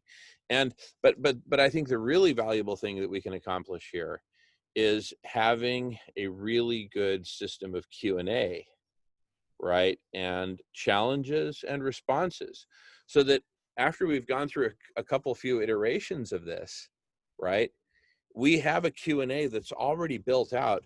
And Emery, let's just say that you're a certified Guy McPherson instructor or guide, a Guy McPherson guide. You're a guy guide, right? You're a guy guide. So let's say you're a certified guy. No, I'm not a guy guide, you know. No, I'm saying suppose, look, if you don't want me to use you as an example, I'll use Peter. Peter, suppose you're a certified guy guide, okay? And that means that you are both up to date on all the latest Q&A. What are the questions, the challenges, and what are the answers? Straight from Guy McPherson. I might do the email correspondence part, but let's say, and I just add it to the database, and, but you're part of your commitment to maintain your certification as a certified guy guide is that you commit to staying up to date on the latest Q&A entries, stuff that entered you get what I'm saying, right? You guys get what I'm saying, right? Yep. Okay.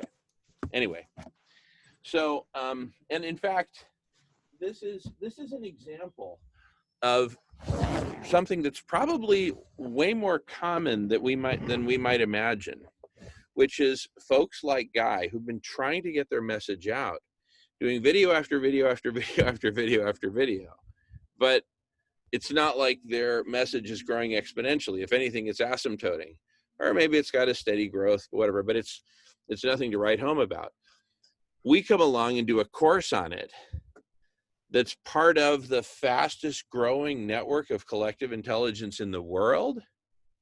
And that can really drive adoption of his message, and therefore visits to his website, and therefore donations, cha-ching, donations, cha-ching, donations, donations, donations.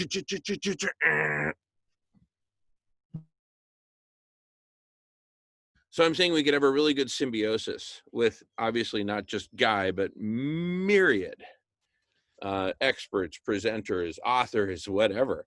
So we'll have, just whole freaking, everyone will want to be on the freaking book, the book club of the conversation. Just like there's a fake newsroom in the conversation, there's a book club in the conversation. In fact, let me get something to write on, because it's kind of sunny out there. Yeah. What you were talking about a little earlier that ties into this, the ability to do interactive coursework together, right? So we're gonna do whatever. McPherson's an easy one, but we're gonna do a Paul Beckwith course, right? And We pick a couple videos to watch. We watch them. We decide we're going to take a couple hours today and tomorrow to do this Paul Beckwith course, right? And we watch a video together. We talk about it. We have discussion. We have a little bit of homework. We set up for a video the next day if it's a 2-day thing, and then we invite Paul to come and be part of the Q&A. And if he comes, he comes. If he doesn't, he doesn't. Basically, just wanted to have an organized chance to have discussions that are specific enough because we watched the videos and because we narrowed the topic. And now here we are in a room with 10 people having a Paul Beckwith or Peter Wadhams or anybody kind of thing. Yeah, and these conversations could be like part of the breakout conversations that span out from the lounge. You know, they could be set up prior, days in advance to I mean, given the fact that the lounge is ongoing and we're looking at a 24/7 thing, you can have these things set up prior on different subject matter, like Paul Beckwith or whoever, Wadhams, or yoga, or any kind of subject matter which you deem important. I mean, notwithstanding political, even spiritual, whatever direction you think that is important or could be a priority in somebody's life. I mean, we've kind of established that feeding everybody and trying to feed everybody is quite a big priority of the goals that Radish has. Want to feed everybody, get everybody healthy, so that they can all think properly and in a healthy fashion to tackle the bigger issues and bigger problems that face humanity. So I mean, it's a step-by-step process. So if we could prepare a bunch of different things that would help facilitate our interaction with oncoming interested people, that would be all the better, because kind of at the point where one needs to put their money where their mouth is and have things lined up in a decent fashion, in a decent way.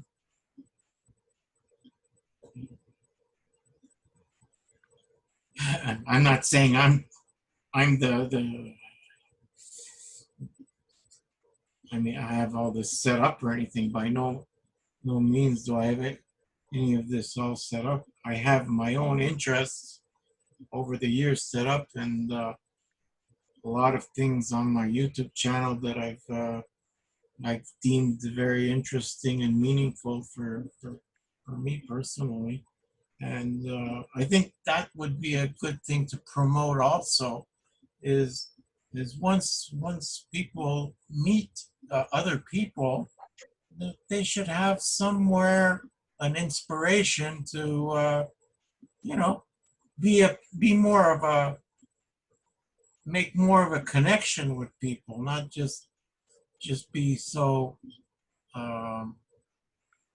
superficial. I find a lot of times some of the meetings are superficial with people, but I'm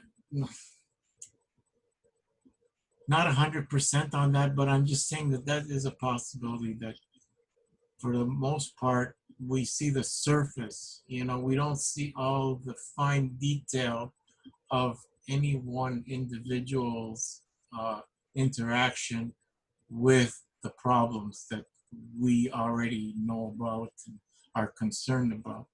So I'm not ready to prejudge anybody that I meet, because it takes a lot of interaction with everyone. to see where their involvements are and what their level of understanding is. So I like to take my time.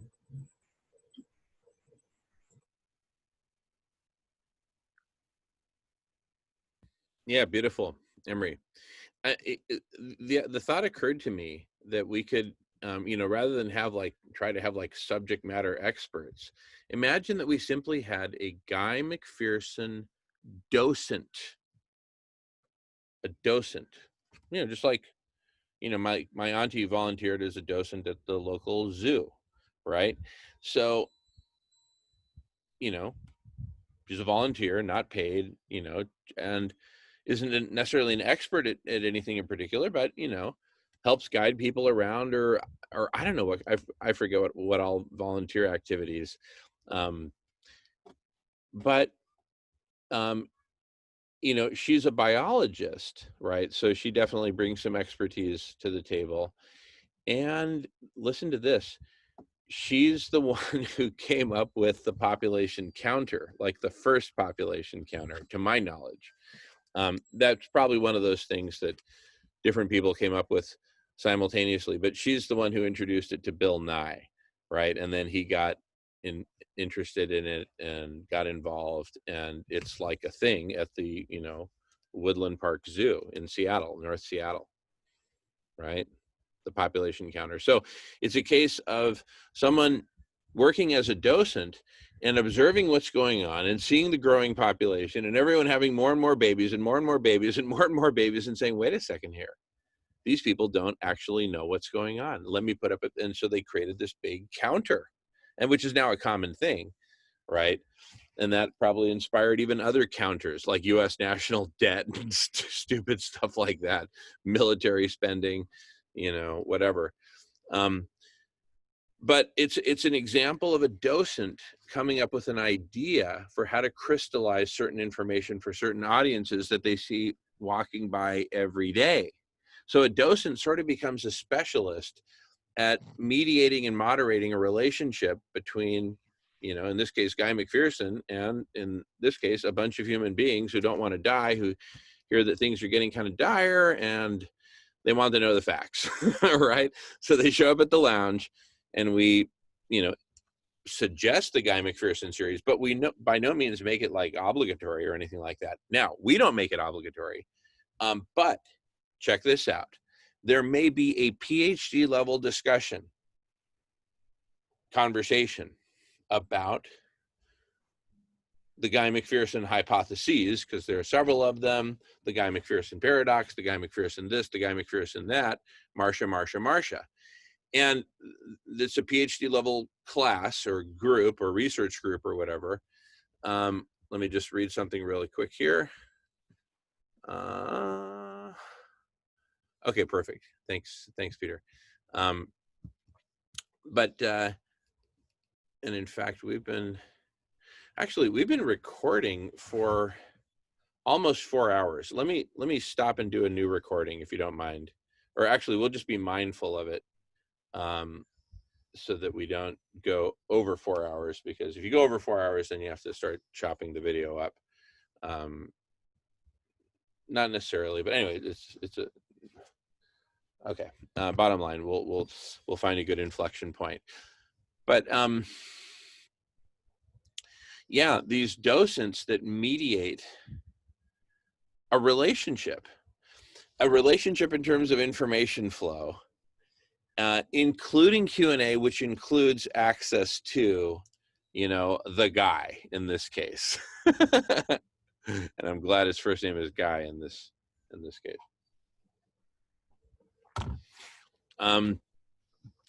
Here, shall we make history together? And I draft an email to Guy right now and say, hey, Guy, you know, the subject will be the Guy McPherson. Emery, you there? You game? Yeah, let's not do that. All right, let's not do it then. Okay, I can do that later. But anyway, but you get the idea. It's a docent, right? A kind of a docent relationship. And so now what we're really talking about is an ecosystem of different players, different participants participating collectively in essentially managing the flock of humans, what they know, what they don't know, what they want to know, right? How they self-identify. Do they self-identify as a member of a given tribe? You know, what's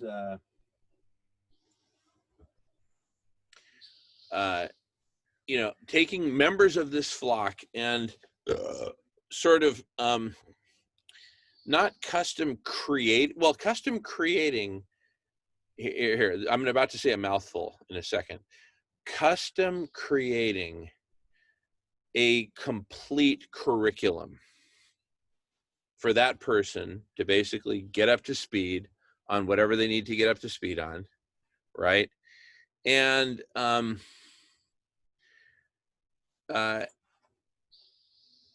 that can be a sort of choose your own adventure, customizable,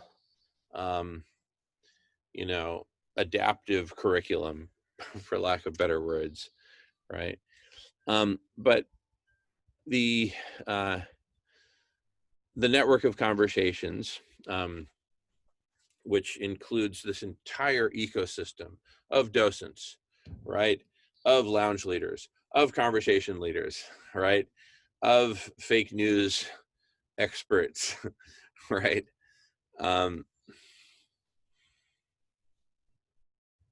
All appropriately interconnected, right? With links, with, you know, with real links, which are nothing more than database entries associating, you know, thing A with thing B. There's a link. It's a database entry. And there can be different types of links and different metadata associated with a given link, different just whole data fields, which could be, you know, mile-long text fields or numeric fields or any kind of field that you can imagine that can be stored in a database, right? Which is certainly not everything, but a lot of things can be stored in a database and measured and et cetera. So,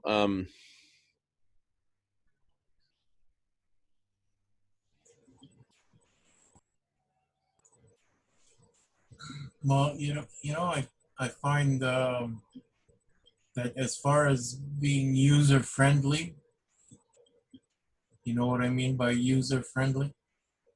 You could set up a lot of information, a lot of data entries, a lot of linkages, okay, very easily with a Wakelet collection. Very underestimated platform, Jamin. You'd be, you know, take full advantage of that platform. I'm telling you. well, I'll tell you what, would you be willing to walk us through a tutorial at some point, just like a 5-minute tutorial where you show us, or if you could, or listen, oh, here, you're going to like this one, Emery, or find us a video, right, that already has a nice tutorial already done, screen share it and play it for us. And you be the docent to that material for me, just for me, for starters, or me and Peter. That way we can learn how to do it. And we can therefore experiment with this sort of model, this sort of docent relationship, because without a docent, each of us is sort of left flailing in the web, right? Not knowing which sources are reliable, what's fake news. Each of us is just totally flailing. No, go ahead. But you already have a vast amount of knowledge that is reliable and accurate.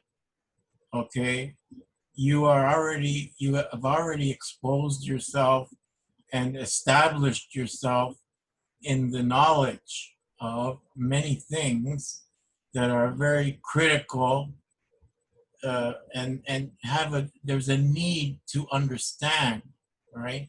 So What I'm telling you is that you could put together collections of that and put linkages in to your collection, which is a user-friendly platform that is easily shareable, okay, and that you could incorporate into any given presentation and link to, you could provide the link for any participant to expand on further on their own time, you know, not necessarily taking up the time of the conversation or the meeting per se, but it's there and it's been established that here you can follow up on this, you know, to know more about this, right? And you could develop all these things into a collection, right? And the collection can be very accurately titled so that you know from the get-go what it is, and there's could be a subtitle, okay, maybe with a one paragraph description or whatever on any given subject matter, okay, which you know which you deem to be critical or very important, you know, on any subject matter. You know, you want to feed the world. You want to, you know, I mean, you take all of what you know, okay, and prioritize them. Develop a story, and put that into a collection so that it's user friendly and people could take their time going through it in an organized fashion. And you're the one who has organized it, okay? Because you're the one who you created it, all the talking points, right? And that includes video, it includes graphs, it includes text, it includes everything that you can imagine or create in your mind. You can lay it out there very nicely and very shareable, right?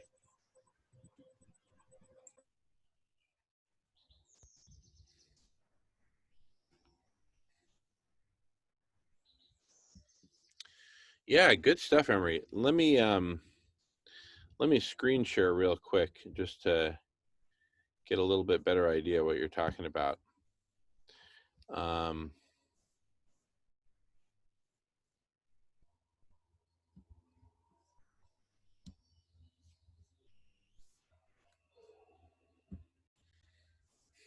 So, oh, wait a second.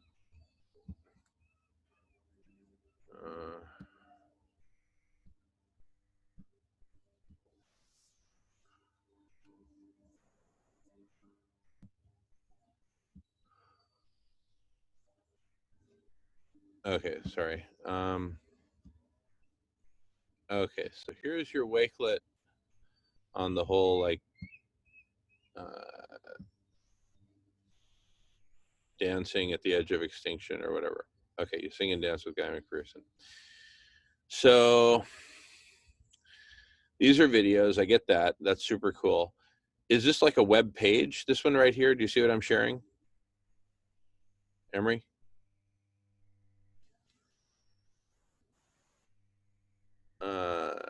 That will lead you to dash.org. Okay. So, you click on there and click on it. Yeah. Well, I'm doing link in, I'm doing click on open link in new tab. So it takes me there to the Block Party page. All right.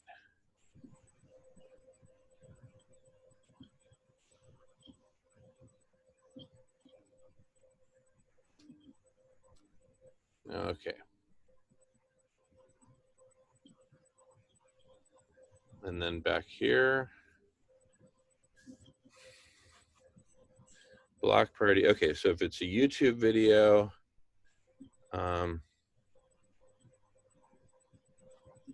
You see in that YouTube video, Yeah. okay, you see where the information part, which is below the, which is usually put into the description, that's totally editable. You can edit that within Wakelet. You see, so you could take any video that's been created. Yeah. I can put the link. I could put the link, and I could edit the description to fit the moment, you know, or I could modify that description. That's fascinating that Wakelet lets you do that. That it lets you edit the video. It lets me edit. It lets you edit the description or the title of the video. I'll be darned, of the YouTube video itself. Yes. But so it starts with the title from YouTube, and lets you mess with it. And then there's an option to edit, and then I could edit whatever the text is. You understand? I do. Same with the description. Same with the description of the video. It will play in the Wakelet. It'll play the video. Now you can go to the link. You could say, okay, go to YouTube, right? Yeah. And play it there, where you'll have the original title and all the original description. But for yourself, in your Wakelet presentation, you could adjust the text to your own satisfaction, to what you want to direct people to understand. So you can give it a new title. You can give it a more precise description, because many times you'll find in videos the description isn't there or it's not adequate. So you want to be able to modify that to make it a more powerful presentation.